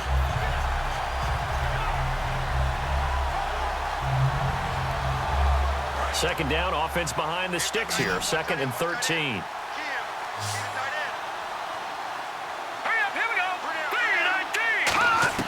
On 2nd down, here's Simeon. Looking left side and completing it to Thomas.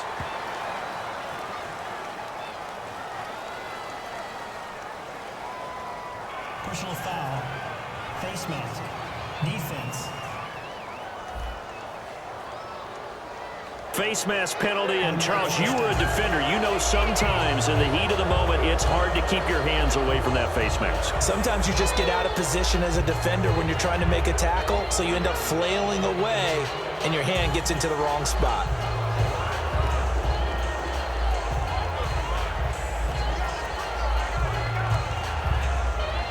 So the offense has it 1st and 10. Thomas, the lone receiver. On 1st and 10. Simeon. He's got time in the pocket. And no escaping this time as he'll go down. They got him for a sack. Timmy Jernigan in there to get him for his 2nd sack of the night. And that's his 2nd sack of the game, but this player, disruptive in all phases, whether he's going upfield, coming underneath, you name it. He's a big-time guy you have to block.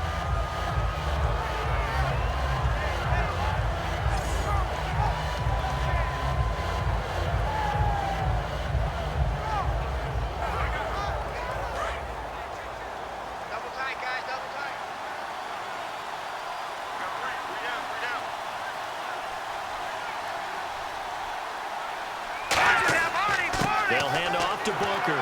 And able to push his way forward here for a good little gain. They get 5 yards on the run there. Still left staring at a 3rd and about 14. Well, so far, this game has gone the way the defensive coordinator had hoped. They've dictated things. They've not let him run the ball very well at all. He gave up a nice game there. I doubt it'll back off their confidence. They've played so well throughout this entire game. Now the Ravens bring out an extra defensive back here on 3rd down. Could be a blitzer. Back now in Baltimore. It's Bronco football, and they also have the lead here as we get set for the 4th.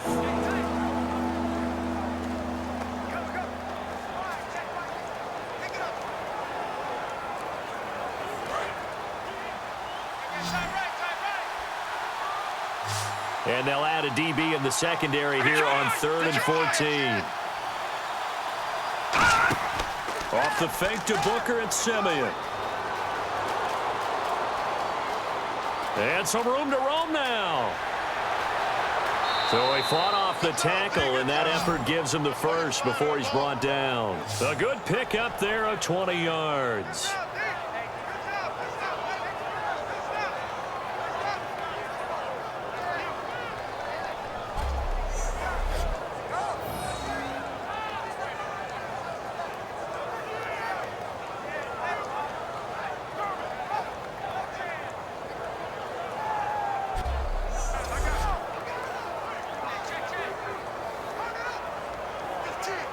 So after that big gain, let's see what else the offense has up its sleeve.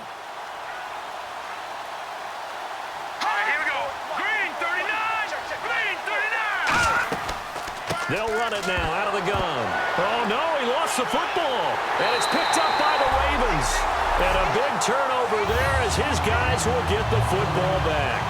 Partner, that one looked like it was over. I mean, they had control, had the football, and the defense had to make a play in order to keep them in the game. That's exactly what they did. And now that door ajar, 2-score game, so hold on here, not done in the 4th. And now Baltimore gets set to take the field. Last time out, they had that long 50-plus yard field goal that they missed.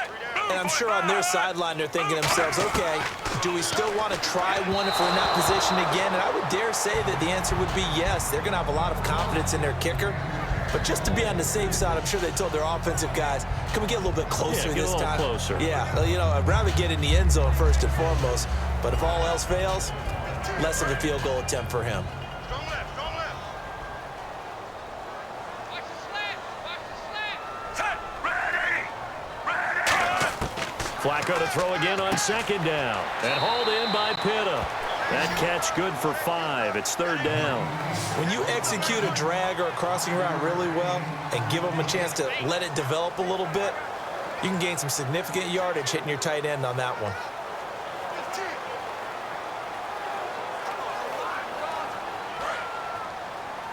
Hey, watch number 5. Number 5. Watch number 5. They come out here in the eye. Ready. Hey, Mike, 51. Here's Flacco. He's got time to Allen on the dump off. So he got free of 1 tackle but couldn't do a whole lot else. A gain of 4 on the play, and that'll bring up 4th down. One hallmark of good defenses is understanding the game, understanding positioning, and tackling immediately in the secondary after catches. I think we just saw that on display right there. Got to him before he ever had a chance to think about turning it upfield.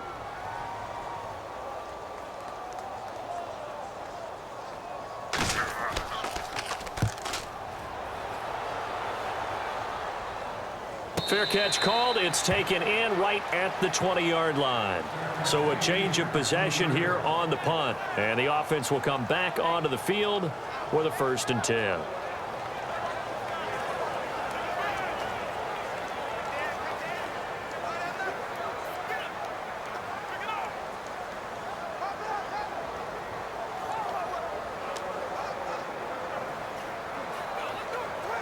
And Denver getting set to take the field. And they'll be looking to atone for last time's mistake of fumbling inside the red zone. Certainly they don't want to do that again. And so much emphasis placed on red zone offense. I mean, you have periods devoted in practice just for that because everyone knows how vital it is to put points on the board when you've entered that part of the field. And to come away with nothing, that's difficult for a team to handle. And difficult, and now we'll see if they can make it less difficult on themselves on this drive. 2nd down following the run.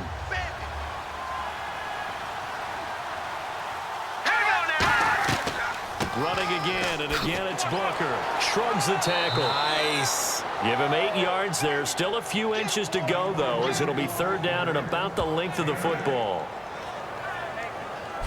Offensive linemen love creating space for their guys carrying the ball. But when that guy also breaks tackles and creates extra yardage, they almost feel like he's one of them, and they really embrace him.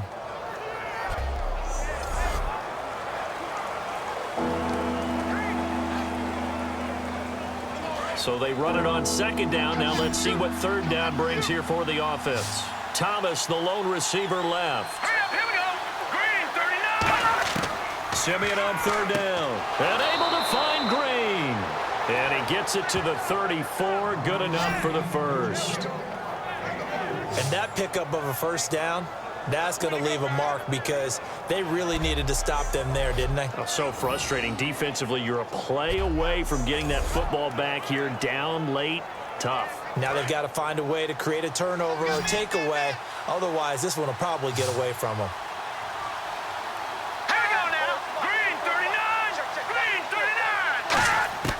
Now a 1st down throw. Simeon to the sideline, and oh, a nice catch there.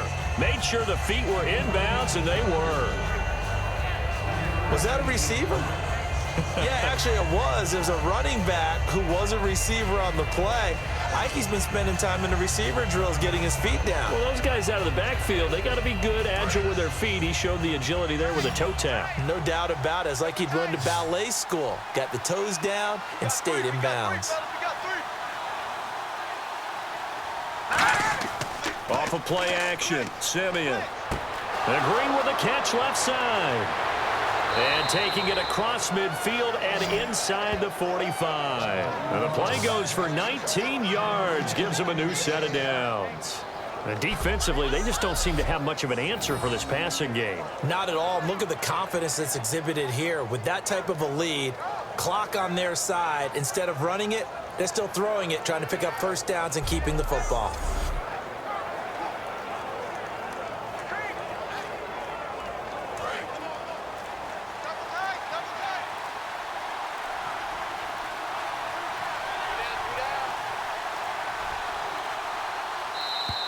And the play clock is going to run out here.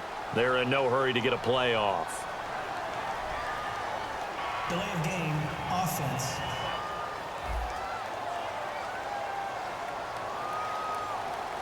Still 1st down.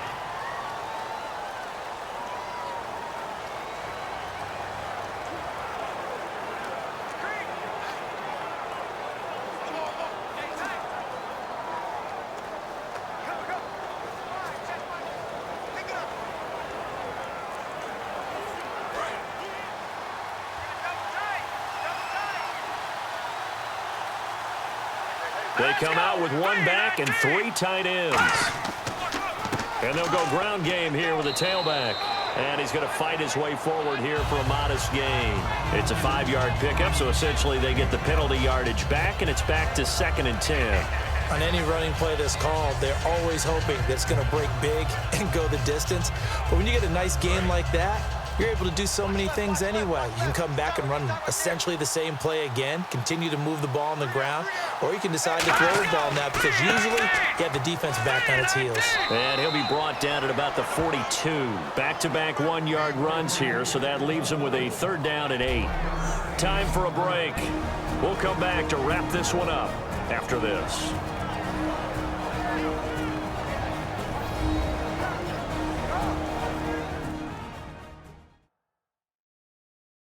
So it's Bronco football as we get you reset here. And let's see what they've come up with offensively after having time to talk it over.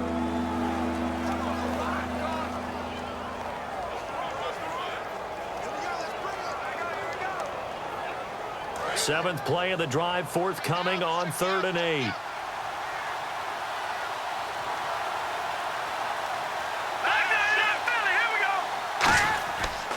They'll run with Thompson. And now the Raven defense going to call a timeout. It's just their first. They've got 2 more to use here in the final stages.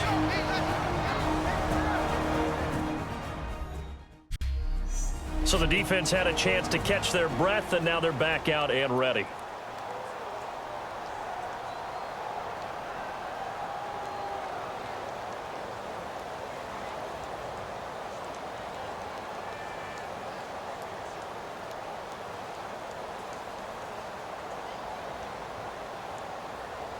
So on now is Brandon McManus. He has hit from as far away as 57, but that was in Denver. This will be spotted just shy of midfield. A 59-yard attempt. Online, but off the crossbar, no good. A long-range effort denied 3 points at the very end. All things considered, a pretty good kick, just cruel punishment there to be denied by the crossbar. If you're going to hit from that distance, sometimes you're going to need a little luck, and unfortunately for him, this time the break goes against him.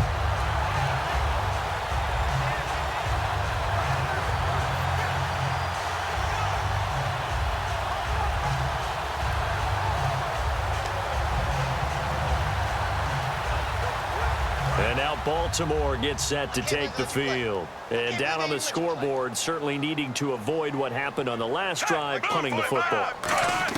Sense of urgency has to take over for them here. They know the score. They know the situation. And by the way, the punter no longer exists for their offense. That's how they have to treat this drive. They need points. Big time. Looking to speed things up here, going with some tempo. Setting to throw, Flacco. Surveying the field. Oh, he's got a man wide open, complete. And he gets this one all the way down inside the 15. Flacco to throw. Can't find anyone open. All kinds of time. Oh, no, he lost the football. And a big turnover there as his guys will get the football back. Well, that drive wasn't a case of wanting to put points on the board. It was needing to, having to, and they didn't get it done. Yeah, didn't get it done, and now you look at the situation and the point differential, 2 scores, pretty much game, set, match. How about the takeaway, though, huh? How about those defensive guys?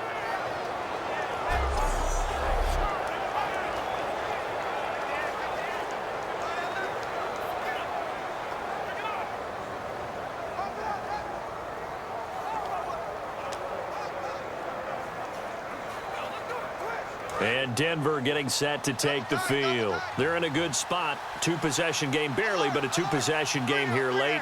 Now they just have to put this game on ice. Let's face it, right now, they're talking about ball security, taking care of it. And now the Ravens are going to take another timeout. That'll be their second, so one more chance to stop the clock here, and we'll be back.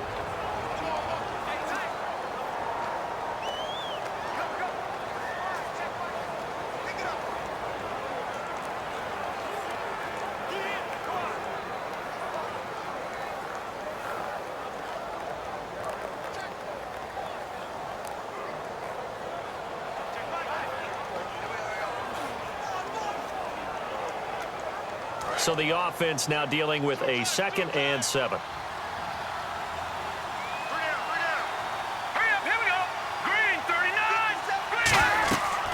Right back off to Booker.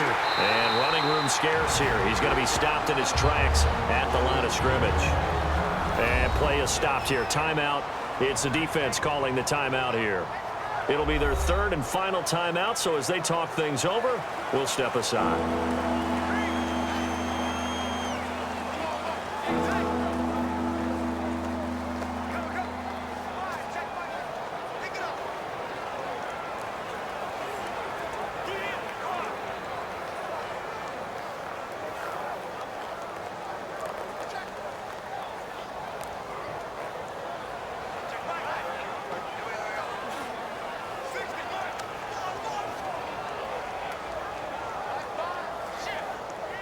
Seven yards remaining here on third.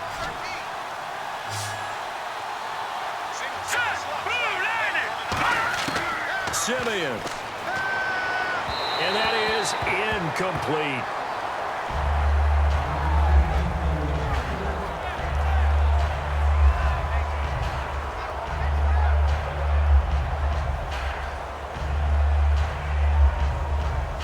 Here's Riley Dixon now.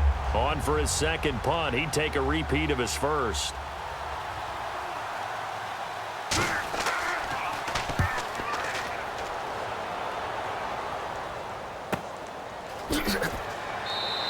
A big kick there. We'll call it 56 yards on the punt. And the Ravens, they'll take over.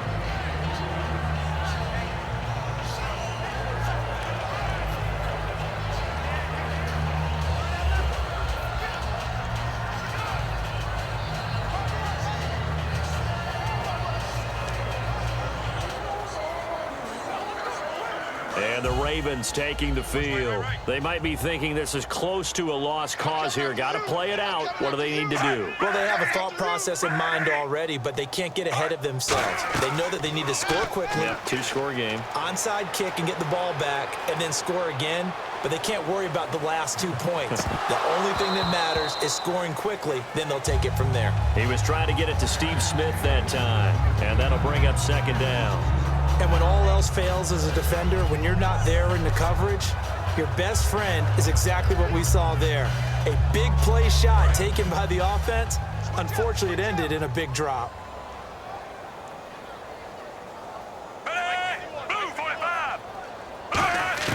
Flacco. He hits West underneath. And he's going to get this one across the 30-yard line. It's a 10-yard pickup, and it moves the chains. And now it looks like they're going to be in the hurry-up. And he spikes it with just a shade under a half a minute left. 29 seconds on the clock.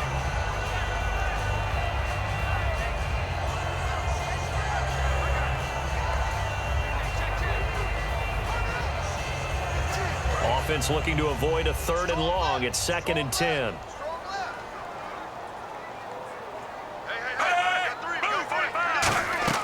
Pressure mounting. Flacco. He's got it to West on the dump off. And he'll be taken down, but not before he gets into enemy territory. He got 18 yards out of that one, and it gets him a new set of downs. And they're going to speed things up here. And he'll get up and spike it with 11 seconds remaining.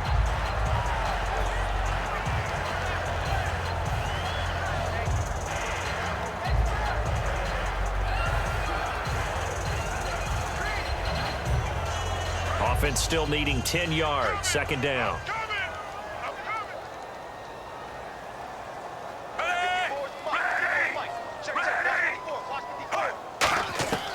Flacco will take to the air again. That's going to be knocked away and incomplete. Kamar Aiken, the intended receiver. Third down here. It's always tough for the guys throwing the football when they think they've got a completion and the ball's almost there, and then someone sneaks a hand or two in and bats it away.